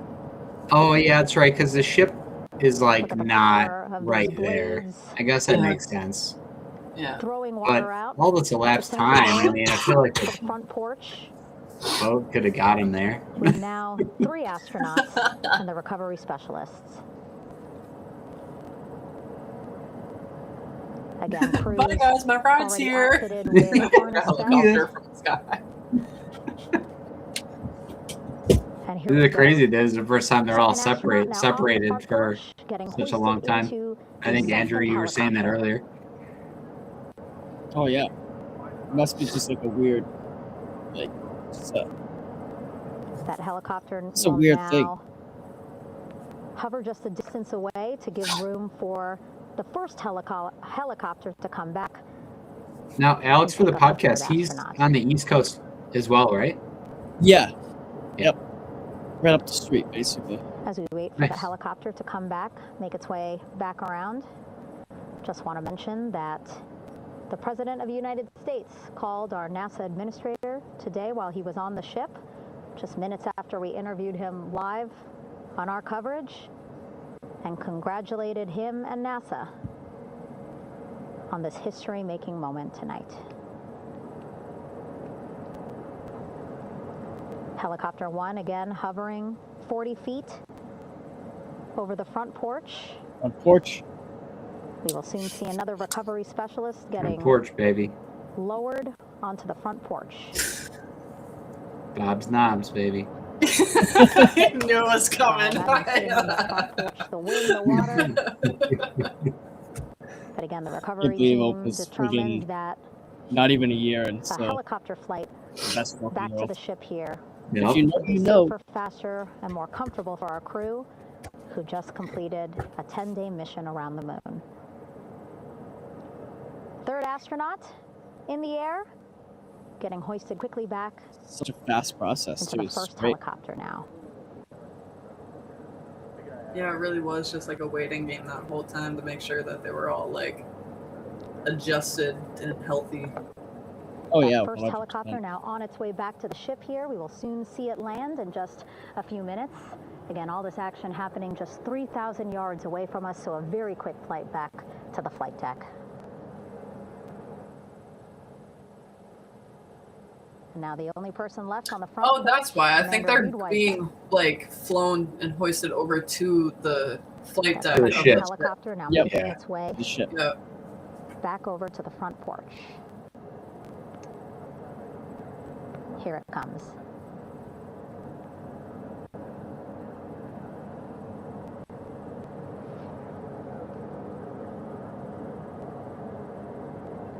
Making its final approach here. Who is that?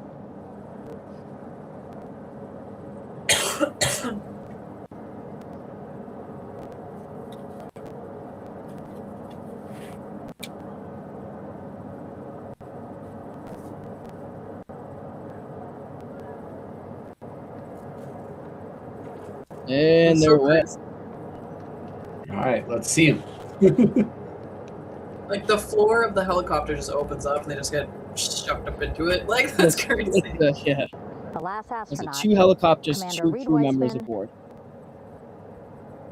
now off the front porch and almost into the second helicopter.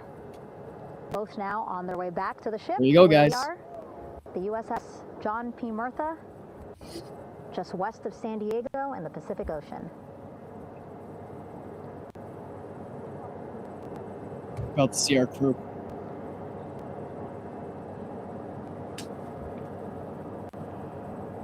Where's the ship? Let's see the ship.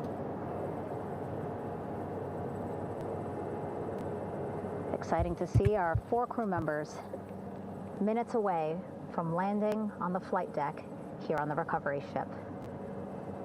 550 people on this ship, excited, ready, anxious, looking forward to welcoming this crew aboard. It's a beautiful shot, guys.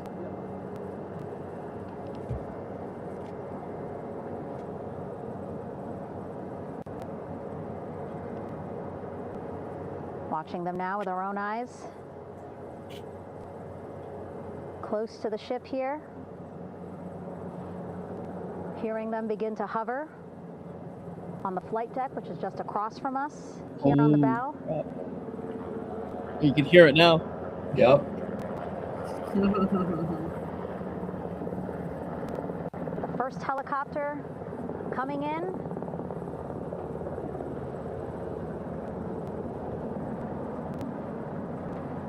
Be careful with them.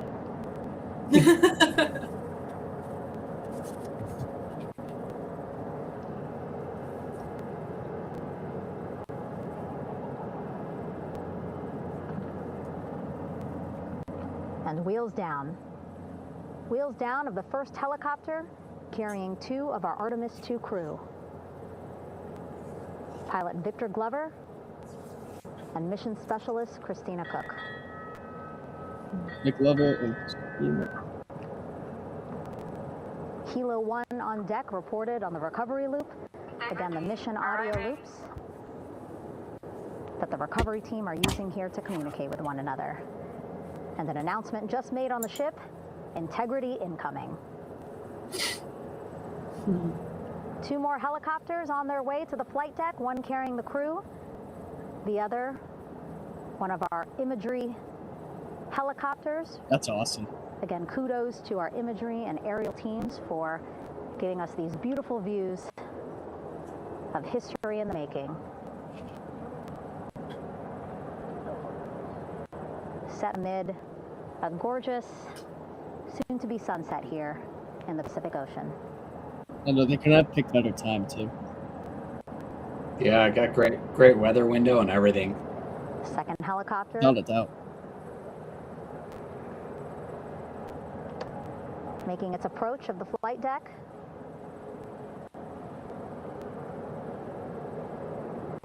Plenty of people here on the bow with their cell phones out, filming this moment.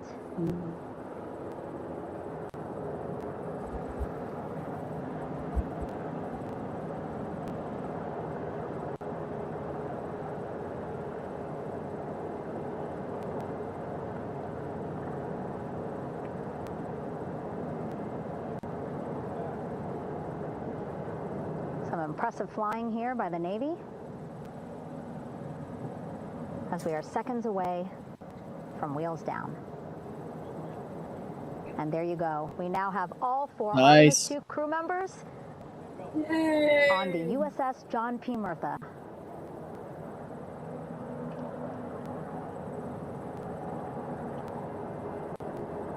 I'm sure they're happy to be out of the water. Yeah. I know, for real. Like, seriously, it's like, come on, Again, guys. 550 people on board. Onto a bigger ship. Ready still in the water. Welcome them Yeah. home. Went from the old front porch raft to the back big, porch. the big back porch boat. They reported that they were feeling good when they This were is like the whole nose wraparound porch. Quick verbal assessment. No, this is just of patio. how they're feeling. The patio! Please, the balcony. Their destination tonight, the medical bay here. Oh, looks like On we the got our ship. friend joining us. Hello, Missy Doodles. right after Oh, kitty. we power down. My dog's the probably helicopter. upstairs passed out. Oh, Where are you going? your cat hates me. Whenever I'm over there, like your cat like tries to bite me. The team on the flight deck. Doesn't like Working guests. quickly, When I have a methodically. 1-bedroom and I upgrade from the studio, I'm sure it'll be different. But for now, this is her territory. It's her house. Every inch is owned by her. And anybody coming into it is a threat. Wow. But once I upgrade and get a little Just bigger one more spot for her, helicopter to touch down. I'm sure she'll be a little less territorial. She have her own room.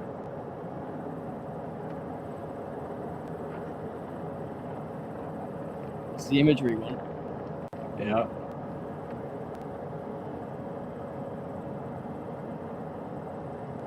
Very limited personnel here on the flight deck. Maneuvering doctrine is in effect. As that Alright, we're gonna take him out of touches there? down. This is just badass. Yeah, we're starting to get like some more ground footage. Seems.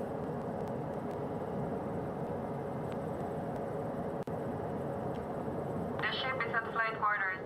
Stand clear of weather decks, ACO frame 095. We're no cover staff side, thrown articles over the side. Hold all trash and garbage on station. Flight quarters. While just a few folks on the flight deck itself, there are plenty more on some upper decks. I see in some of our views Wing walls, vehicle storage area, and a very packed crowd overhead. Announcements being made over the ship's loudspeaker system, reminding folks to stay clear of operational areas like the flight deck. We got, what, 8 people watching still? To get the crew off of the helicopter 6. and into the medical bay. It is getting late too.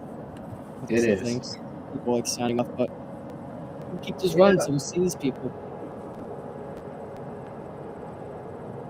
Yeah, we hopped on here at 6:30. Yeah, we've been on for 3 hours and 8 Today, minutes. 5:06 p.m. Oh, Pacific we're time. covering all the very important moments. We are within 2 hours. Not a of moment the missed. splashdown time, and already we have all 4 crew members on the flight deck of the USS John P. Murtha. Damn, ours is so choppy compared to. I wonder if it's just this platform it has to go through. Crew waiting. I think so, yeah, because it's getting super, out super clear on the for NASA stream. The helicopter Yeah. to completely shut down. Is the video loading pretty good, guys, or no? Yeah, it's loading. It's just like the frame rate is a lot lower. Yeah, the frame rate's like, it's just slow. Gotcha. Keep me updated with that. So we'll wait just a couple of Well, minutes. I think it's been like that for a while. Oh, it has? Yeah, it's just Yeah. like, that's just how it's been like Walk this off whole the time, I think. helicopters one by one.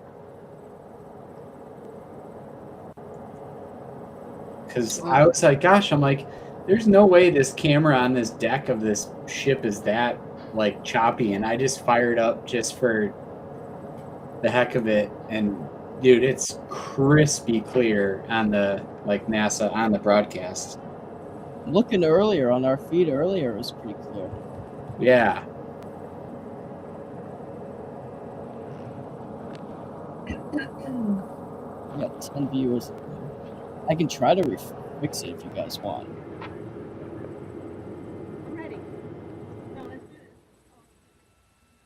Uh-oh.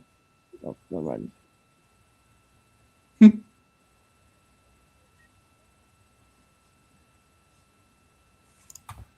Oh, I think we got doors opening in a second.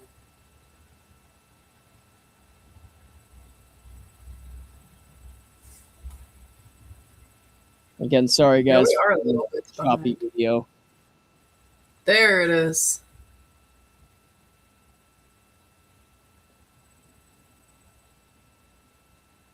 Oh yeah. Yep, here we go. Here we go.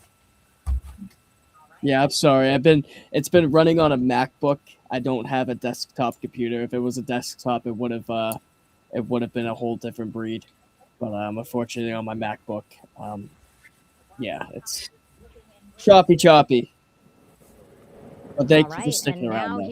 Yeah, it might not even be you though. It might just be the feed through Christina Cook, sitting on the edge. The live streaming platform, yeah. Yeah, it might be through Studio Like a double Restream. layer stream of That familiar Yeah. smile and laugh from Victor, I can see it from here. Christina, Oh, I'm it's sure better feels the now. Same way. Just blocked the It's a limited little layer bit better. camera It's a little here, so we'll slow, hear but you it's a little shortly. clearer. Hmm. But like you can see their faces A on the other photographer stream. taking their pictures. Yeah. Victor saluting folks on the flight deck. They look like they're in great spirits. Happy to Can be they home, not I'm walk? sure. Cool. Oh.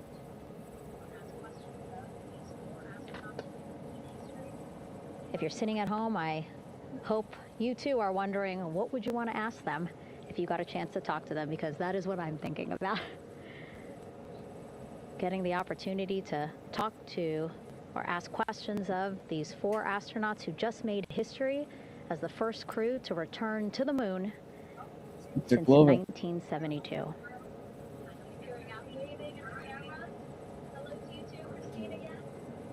Yep, and Christina, both of them right there. She's gonna peek her head out in a second. You can't see her; she's being blocked by the guy. Oh, there we see Christina there, also smiling, finally peering out, waving at the cameras. Hello to you too, Christina. Yes. Yeah, more screen time. More screen time. We want to see her. Come on. Welcome home. A loudspeaker announcement on the ship saying, "Welcome home, Integrity." Welcome home, Integrity! Yay! Victor in great spirits. Hip, I can't see who he's talking to, but I kind of hooray. think that he might be talking to his other 2 crew members. And they like can't walk, huh? Across the flight deck. Yep, here come the They're wheelchairs. They're coming in a second.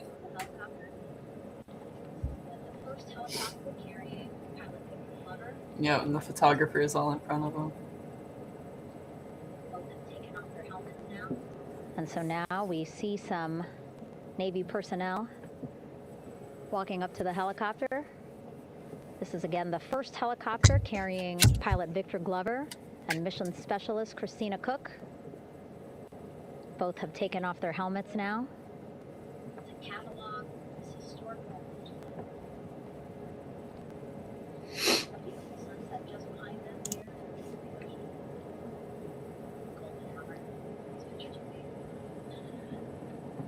Some pictures, video to catalog this historic moment.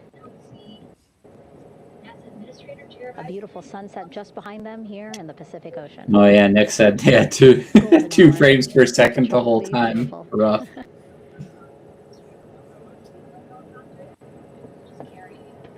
Yeah. Now we see I need a desktop. NASA Administrator Jared Isaacman. He's on the flight deck, as well as flight surgeon Rick Schuring. Well, that'll be next with that research rig and all the data you're going to be bringing in. You're going to need something. You're going to need some power. Carrying Commander Reed Weissman and mission specialist. That's why I built a nasty rig, because I knew eventually I'd need it. So. Heard from Rick earlier in the broadcast. Again, he said he's going to be out there on the flight deck to do another initial assessment of the crew, ask them how they're feeling. Anything bothering them. But again, from what I'm seeing, they look like they're in great spirits and feeling pretty good for folks who just traveled 695,000 miles from Florida to the moon and now here to the Pacific Ocean.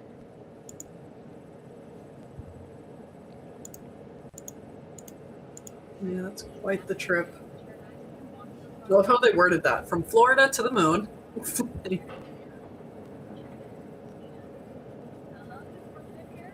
No, that's what a freaking journey, guys. We're now seeing Yeah, NASA right. Administrator Jared Isaacman walking across the flight deck. He had been talking to Reed and Jeremy, now approaching Victor and Christina. A hug from Victor, a hug from Christina. What a moment that we're getting to experience together.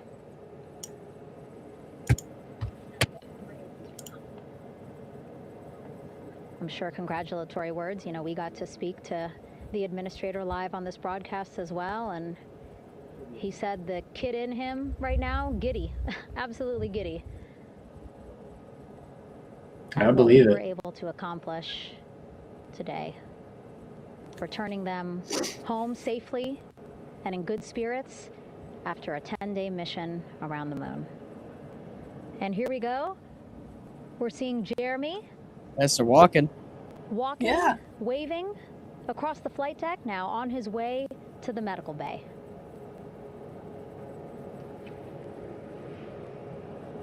Yes, I guess this has been one hell of a journey. Honestly. Less than a minute. Incredible. Again, that's why the Thank you for recovery team everybody decided sticking to in. use helicopters This to was, get them on the flight deck. Perfect. For that short walk to medical bay. And now on the flight deck, we see Even with the chief frames, of the 2 astronaut frames per office, Scott second Tingle. stuff, it's still pretty awesome to watch. Rick Schuring switching places. He's going over to the other helicopter. Big hugs from Victor, Christina to Scott. Have you guys ever been on a vacation and then like for like a long time and then you get back home and like it just looks so like different? Like I don't know, it's just you've been away for so long that it just looks so like foreign. I can only imagine what they're feeling right now. Good. That's a good observation. Yeah, no, 100%. I know. I can. Yeah, I know that feeling. Yeah. And especially like your first introduction back being the middle of the ocean, that must really make us feel like some right? monkeys on this earth, like just ants of like, wow, this is where we get to live. Like what a surreal place to live. And it's just like filled with ocean and all these people cheering and clapping you home. Oh my gosh.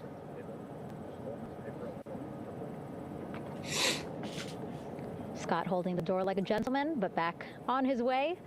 The other crew still on. Gentleman and a scholar.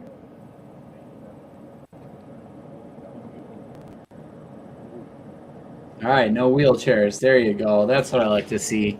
Get those things out of here. Good. Everybody's good. Hey, we got Everybody's got Victor Glover on the next. flight deck.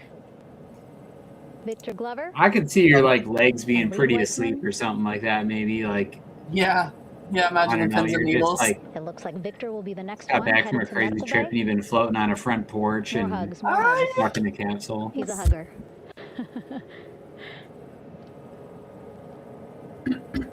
Victor looking good as he walks across the flight deck. Yeah, wow. NASA administrator applauding. And what, the press conference is like right now, isn't it? It's supposed to be. For all the 10:30, but I'm getting the ship with him. He played a role. You're like, I'm done, man. Yeah. Was Alex gonna make it on or no? No, I haven't heard back from him.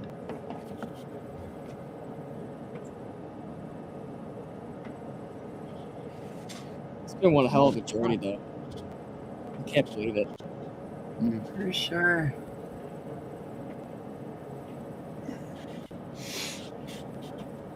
And finally, just one Artemis 2 crew member left on the flight deck. Wiseman.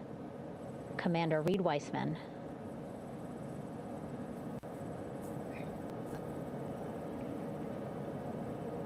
Very cool. Applause from the group there on the flight deck, I'm sure, as well as on the level just above them, packed with people.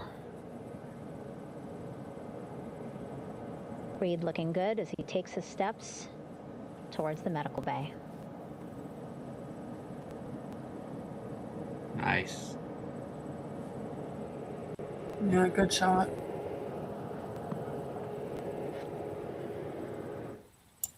See our 4 Artemis 2 crew members back on the ship. Again, now they will head into medical bay, where they will be assessed by flight surgeons from both NASA as well as the Canadian Space Agency. A more in-depth assessment. When they get to medical bay, they will each have their own nurse. They will be helped out of their suits.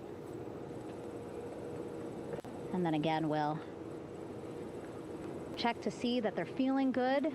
Make sure it's not just adrenaline, but that they are feeling good from their long journey back from the moon. Definitely got to be some adrenaline rolling. Shot of that sunset. That was beautiful. The sun setting over the carrier. Illuminating our flight deck. Yeah, it's pretty solid.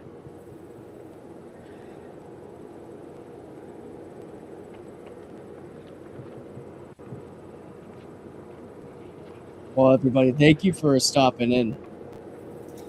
Yeah, what a stream. Oh my gosh. Yeah. Other astronauts safely on board. It's great to watch it live with you guys and have people hanging out in the chat Lily, and watching with us. how That's you must super be feeling cool. right now. Ecstatic, I'm relieved. so ecstatic, relieved. Of course, we still have to Anybody bring the here? I'm gonna capsule close down into this the well little deck of the YouTube ship, but this video. is a I'm gonna major do a quick milestone reaction. to I have want to the hear what all you crew guys have to here say. on And, the ship and in we'll medbay. go from You there. know, our team has been preparing and working really hard, and I'm Start so getting in your proud of them comments now all. because I've been seeing that there's a little bit of a delay on the chats too. So we want to get everything in before we shut down. Of course. Let's fix the screen if we can. Oh, I am pooped. That was exhausting, nerve-wracking, and everything in between. Oh my god, so exciting. I'm hiding behind the comments here, guys. Oh shoot! I think I Like can the move Mike it. Wazowski receipt. Hang on, I think I can move it. Yeah, there we go. That's better. Hey, oh, hey. Alrighty, guys. That was Thanks for joining, Joe. Oh my gosh, the #1 fact checker in our comments. Yeah. The best fact checker My in the buddy world. Nick, Actually. he's been here like the whole time. Joe, even awesome. Whoever else hung out with us. Mm-hmm. Yeah. It's been great, guys. Honestly, the whole mission has been a whole freaking ride.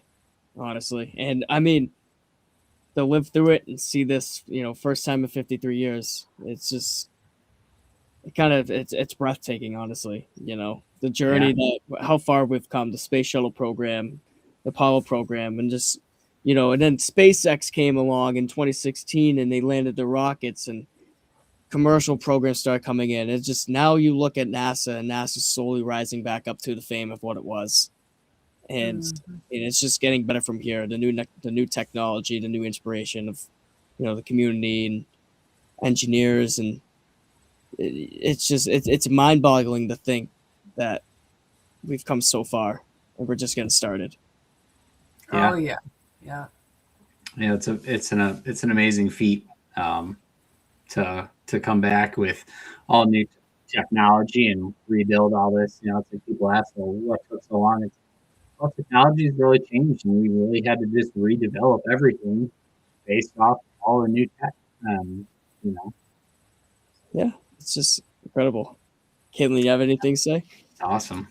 Nowhere to go but up. Hopefully, by the time we're shooting to Mars, you guys will see me up there. Maybe I won't be able to join you guys streaming that time because I will be on screen. Maybe. We'll see. We'll see how far I can get into astrophysics. But yeah, I love to see where this is going. It's so exciting because, especially growing up, I had to remember at some point in high school, hey, I wanted to be an astronaut when I was a kid. And how many people actually held on to that without there being anything really in the public besides Elon Musk, really igniting that public excitement again about space and about learning. And especially how important that is right now when there's a complete war on any type of higher education in this country. And we just need to keep pushing for people to be inspired and keep going and get the ball rolling and keep on the scientific revolution that we got and up on it, and everybody will ride the wave. Mostly in my comment section, that's what people like. They're like, oh, finally something smart on my feed, something that isn't brain rot that I can watch while I'm scrolling. And definitely people want to see more of that. There's a potential energy for that in the air. Everybody wants it. Everybody's fiending for it. So here it is. And it's perfect timing. And I'd love to see it play out. And I love to be in the field and have you guys and have people in the field to talk to about it. It's definitely very, very cool to be a part of and to be one of the faces involved in everything that's going on. 100%. Well said. Yeah. I want to give a special shout out to Alex for letting us take over the feed tonight for the tonight's podcast. I know he's probably not watching right now, but thank you so much, Alex. This meant the whole world to cover the finale of the Artemis 2 mission. It's been an honor, and we thank you so much for this opportunity. We can't wait to be on more Space Talker podcast and yes, I can't wait for that. all I know is there's a lot of good things coming. There's a lot of good talks going on. And for our audience tonight, thank you for sticking around. Like I said, this doesn't happen without you guys. And this is just, it's been an honor. And thank you so much, guys. Yeah. Appreciate Thanks it. for sticking around, all of our Been loyal great hanging out with viewers. you guys. Thanks for a good night. Really. Great night watching history with awesome people. Friday night History in the party. making. Yeah. Of course. All right, everybody. We'll see you next time. As Alex All right. always says, stay curious. Guys. USA. Peace.